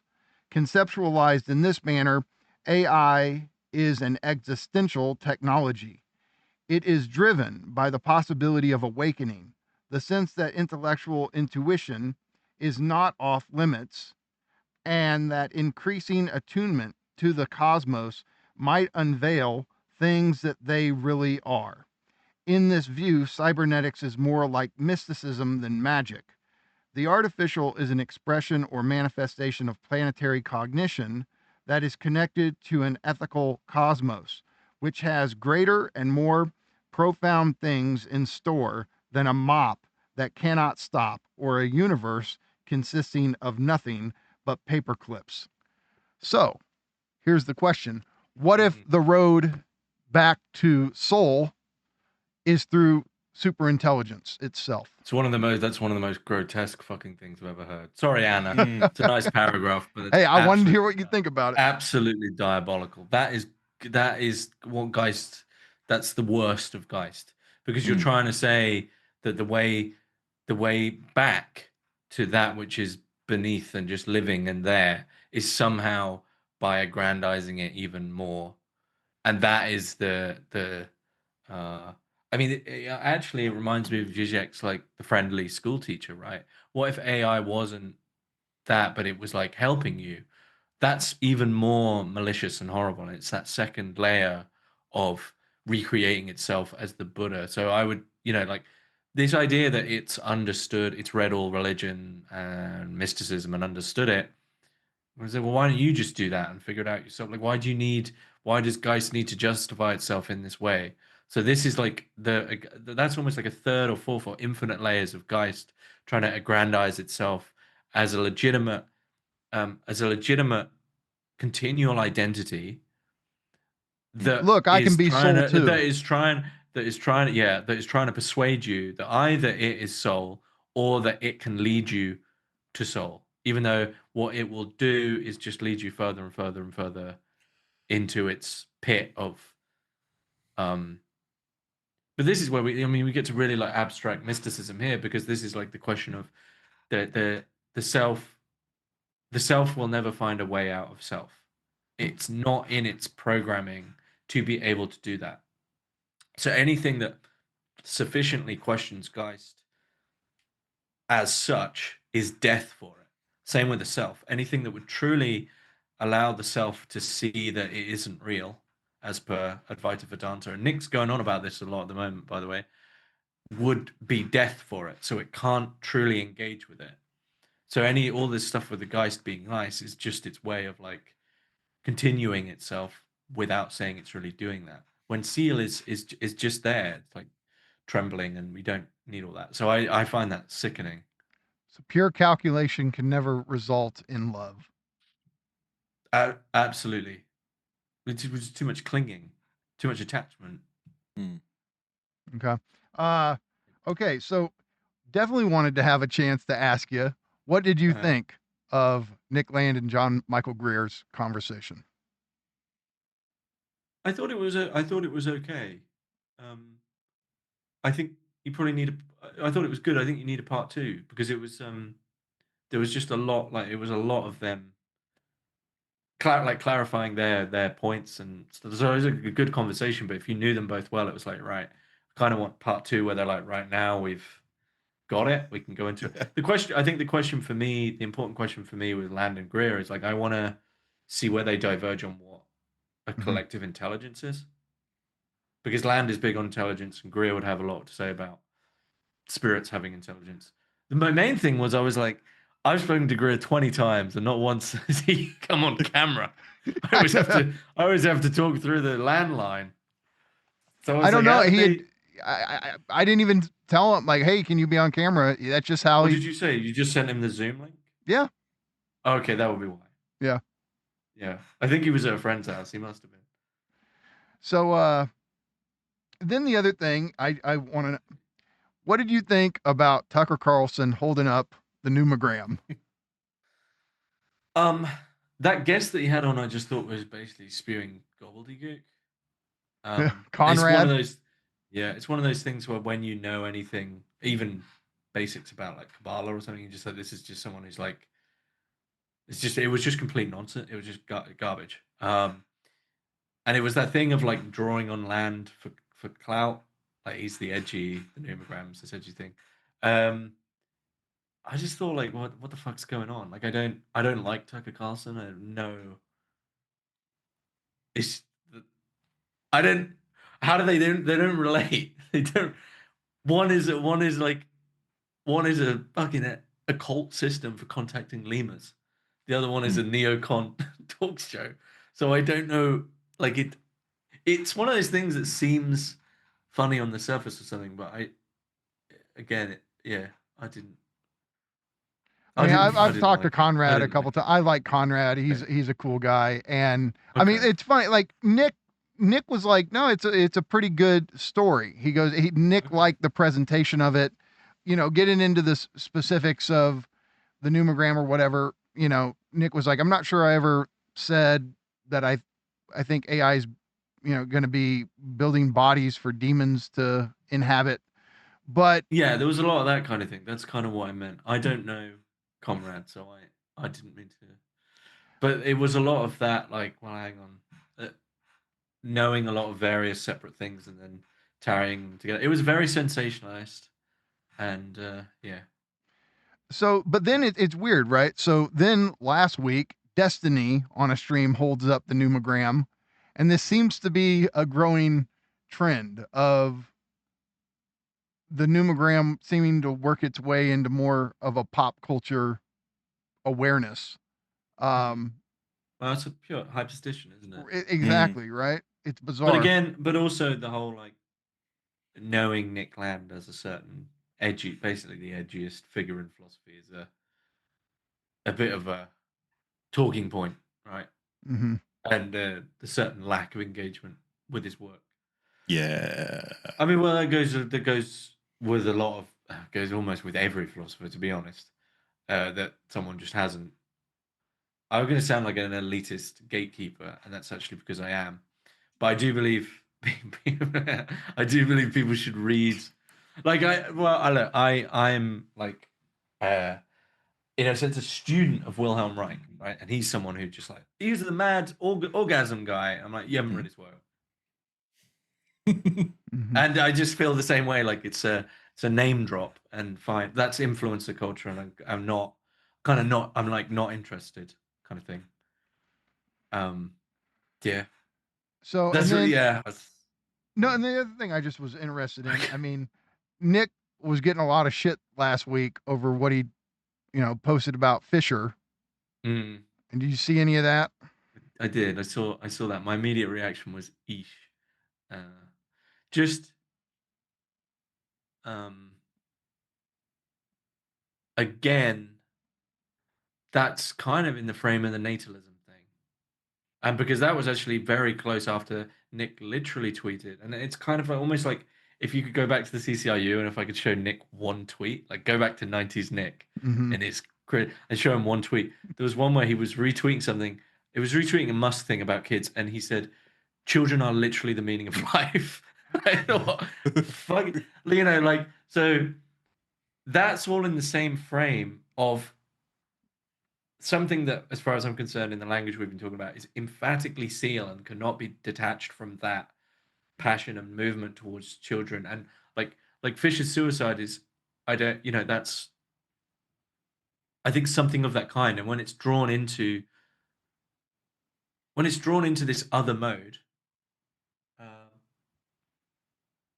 it's the overlapping of like Seele, that which is within, that which is of Geist and that which is of Seele just cannot, there's no merging.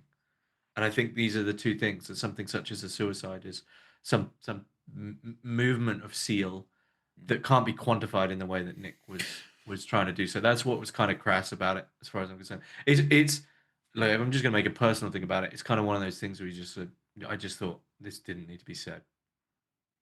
Okay. That was my immediate thoughts, was like, none of this needs to be said. Like, this is, yeah. Okay. Why? What were your guys' thoughts? I just at this like when he does stuff on X at this point, I just kind of I love having conversations with him, but I always tell people like it is so different talking to him, you know, in a Zoom call than Yeah. him on X. And Yeah.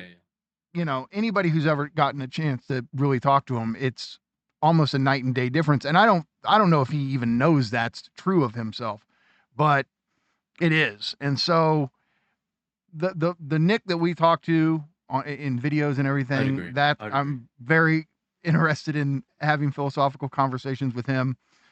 The X stuff, I don't know. I mean, he even when he was talking to us and given his response to the Tucker Carlson thing, you know, he talks about how it's like him as his peak as an entertainer. And so there's some part of him that thinks like that. I think it seems to me, at least, because when I interviewed him, so that was 2018, he was far more cagey about the numogram stuff. He just made that Lima comment, and then like back in those days. So you guys did a podcast with him that was literally like, it made me laugh now, like numogram explained, right? But I feel back in 2018, so not that long ago, if I'd have said, "Can you explain the numogram?" he'd have No, it was been like cagey I and even shied away. asked him because So I was not. I feel that maybe 2-3 years ago he's leaning into in the same way that in the same way that figures such as Crowley or Gurdjieff, people said, well, how did you know them, right? If you were a student, they were one way. Public facing, it was one way. Inner circle, it was one way. And so for me, I'm kind of with you guys that I always think with Nick, there's some act. And that is not me wanting to project like, oh, behind all this, he's kind and lovely. That's not the kind, I don't want to do that typical like, but they were really a lovely guy. It's not that. I just think there is an element of that. And about 2 or 3 years ago, it became far more explicit that he suddenly just went into this mode of like, right, I'm just going to really talk about and lean into numogram. And so something's going on there. No, I mean, and that's why the question you asked him, because I think your interview with him is one of the great interviews with Land. And you said at the beginning, who are the 5 philosophers that if you could talk to? And he's like, oh, the 5 syzygetic lemmas. And it's like, what the fuck does that mean? And so, yeah, it's like I had to pester him. I was bugging him on X for a long time to talk about the numogram, but he got really excited about it. He's like, yeah, let's do this finally. And we've done 2 of these conversations about it. And, you know, I told him there's still a lot more to cover. And so we plan on doing more. But it's like this thing that he was so elusive about for so long and then just decides to open up about it. But, yeah, it's just, I mean, I know for him, it's very surreal to see, you know, these prominent figures in the political scene holding up the numogram. I mean, when they were receiving it, let's put it like that, when they were receiving it at Warwick, I think the last thing they thought would be making the rounds, in big media, even if it's, YouTube online type of media. But I don't know what's next. CNN's going to hold up the the pneumogram. Rachel Maddow. Yeah. Oh, dear me. I don't know where he's going to end up. So it's bizarre. Well, James, this has been great. Nance, any closing thoughts or any questions or anything you want to?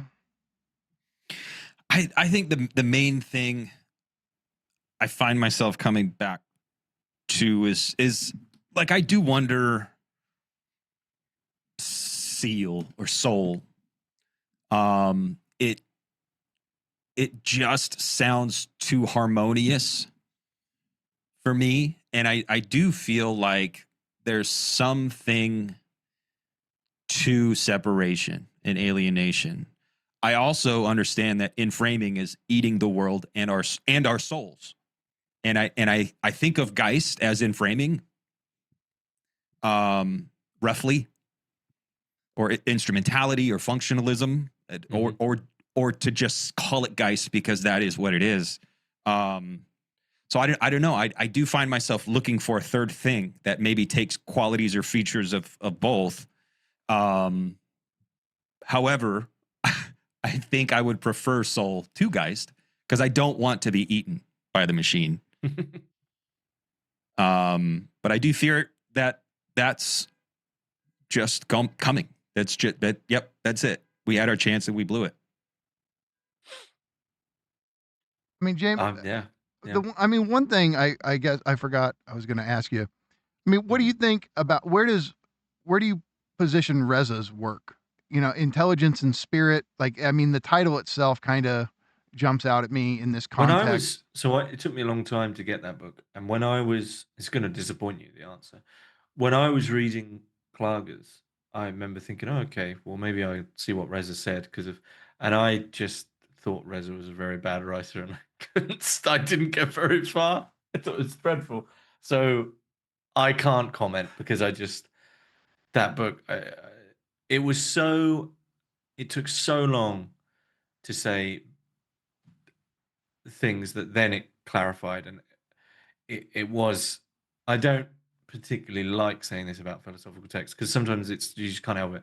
But it was deliberate. I felt it was deliberately obscurantist and deliberately trying to be very, very smart. And I just very quickly just did not enjoy it for that reason. So I didn't get past the style, you could say. So I can't speak to it. I've read Cyclonopedia, which I think is great.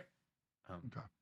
So yeah. I mean, look, I'm certainly no expert on Reza's work, but from what I've taken from it, what I think is interesting there, at least in how I've read it, is intelligence seems to be this thing that would be completely at odds with Hegelian spirit, right? So Nick would not want what he thought of as machinic intelligence to be associated with Hegelian spirit because Hegelian spirit is essentially this kind of, this pervasive form of human intelligence that's, it's there in institutions, it's there in the public space. It's not reducible to just one mind making calculations. It's similar to the Lacanian big other, right? And whereas Nick would just say that intelligence is something completely different than Hegelian spirit, I think Reza's argument is something along the lines of Hegelian spirit and the emergence of intelligence, the explosion of intelligence, kind of go hand in hand, and if there is a intelligence explosion, part of it would have to be with how it works itself into institutions, into a more pervasive functioning within society.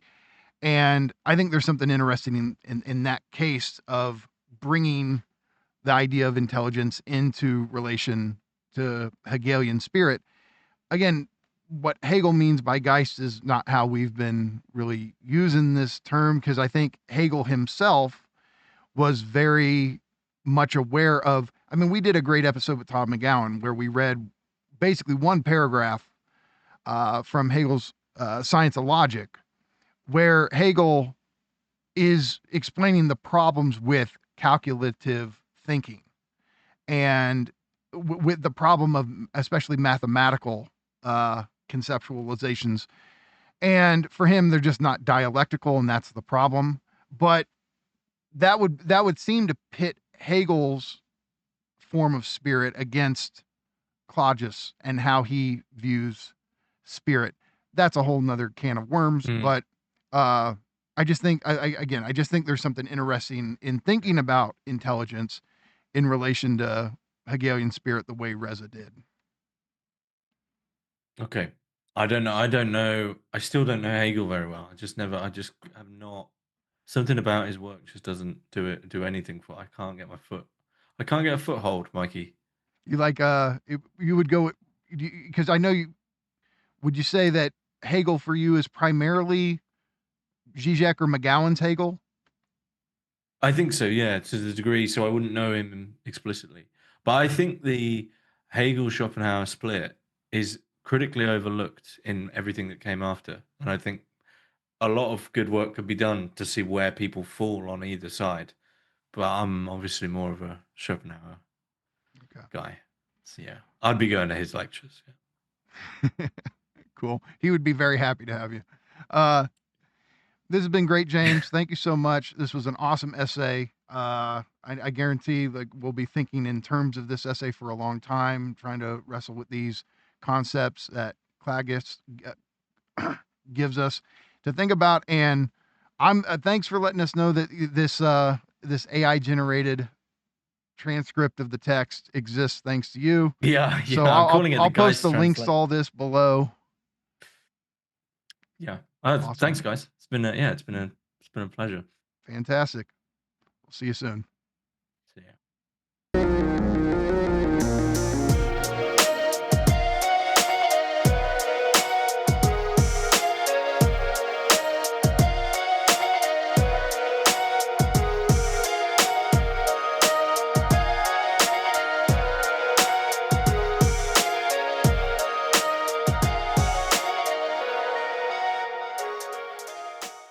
Okay, James. So what would Klages's argument against Kant be like? So he's pretty specifically anti-Kantian, and it's not actually specific on the transcendental aesthetic or the transcendental critique or even the critique of pure reason, but actually the Kant's entire epistemological framework. So, which is the framework in which the knowing subject is the primary term, and reality then is reality, always reality as it appears to the subject. So, as you guys know, for Kant, you can't get behind the synthesizing of the subject to the operations of reality in itself. So the thing in itself, the noumenon, that is for Kant, and of course others would have different views after Kant, but for Kant that is inaccessible. So what you have for Kant is always processed, is unity of apprehension, all that jazz, right? Which is organized by the subject's a priori forms of intuition, the categories of understanding. Now, Klages then regards that actually just completely within the codification of Geist. That is just Geist's program.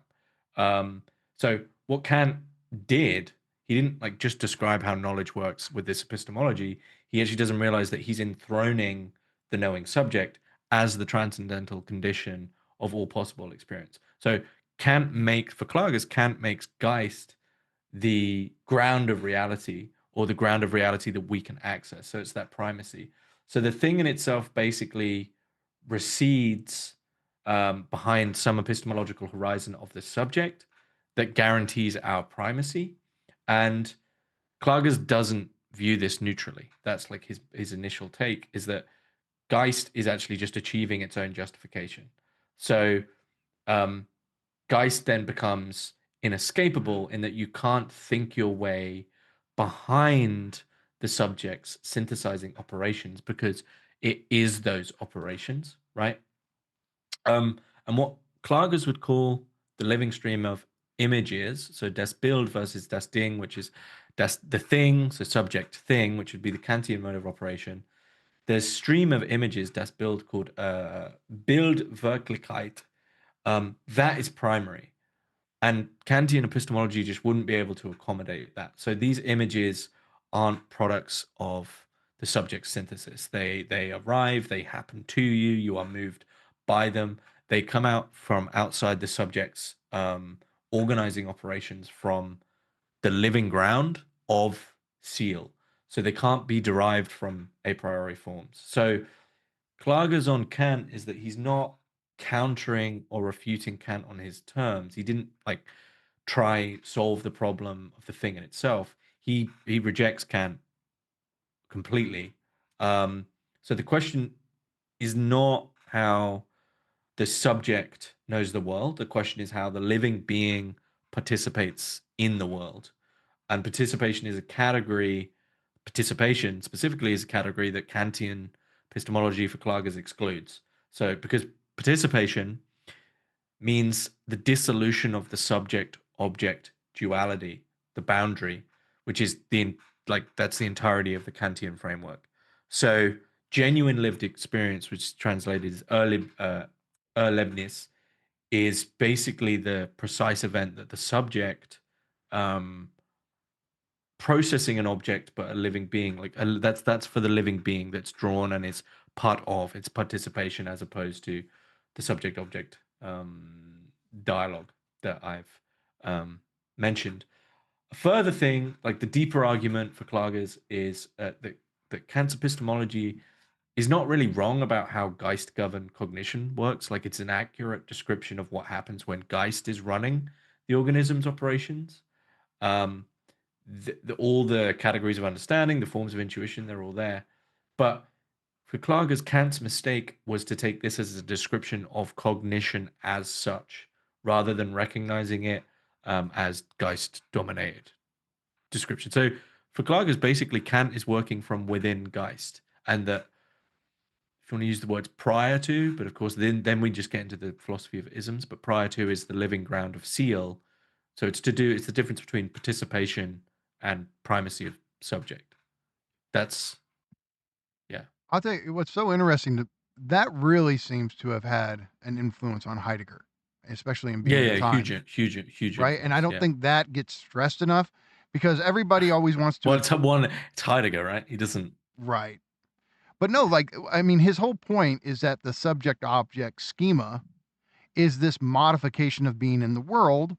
And the problem is then we come to ontologize the subject-object schema as if it's primary, when in fact it's just a modification of our more immersed being in the world. Sounds very much like what you were just saying. But Klages would go on further, because you're saying it's an ontologizing of the subject-object schema. Saying that the subject-object schema is part of being, Klages goes one further and says being is a concept of Geist also. So Heidegger is still caught up in Geist, because he's doing ontology. Yeah, he's definitely caught up in Geist. Yeah. Okay. Yeah, no, well, he's in that second layer of Geist that we've been talking about, especially with his little woodworking thing, right? Like a recreation of authenticity, like within. I'm going to go walking around the Black Forest. But knowing that you are, right. It doesn't work, right? It's not a living ground if you have that detachment where I'm going to go out and be like, no, that's not how you do that. Yeah. So Heidegger essentially was caught up in Baudrillardian simulation too. Exactly. Awesome.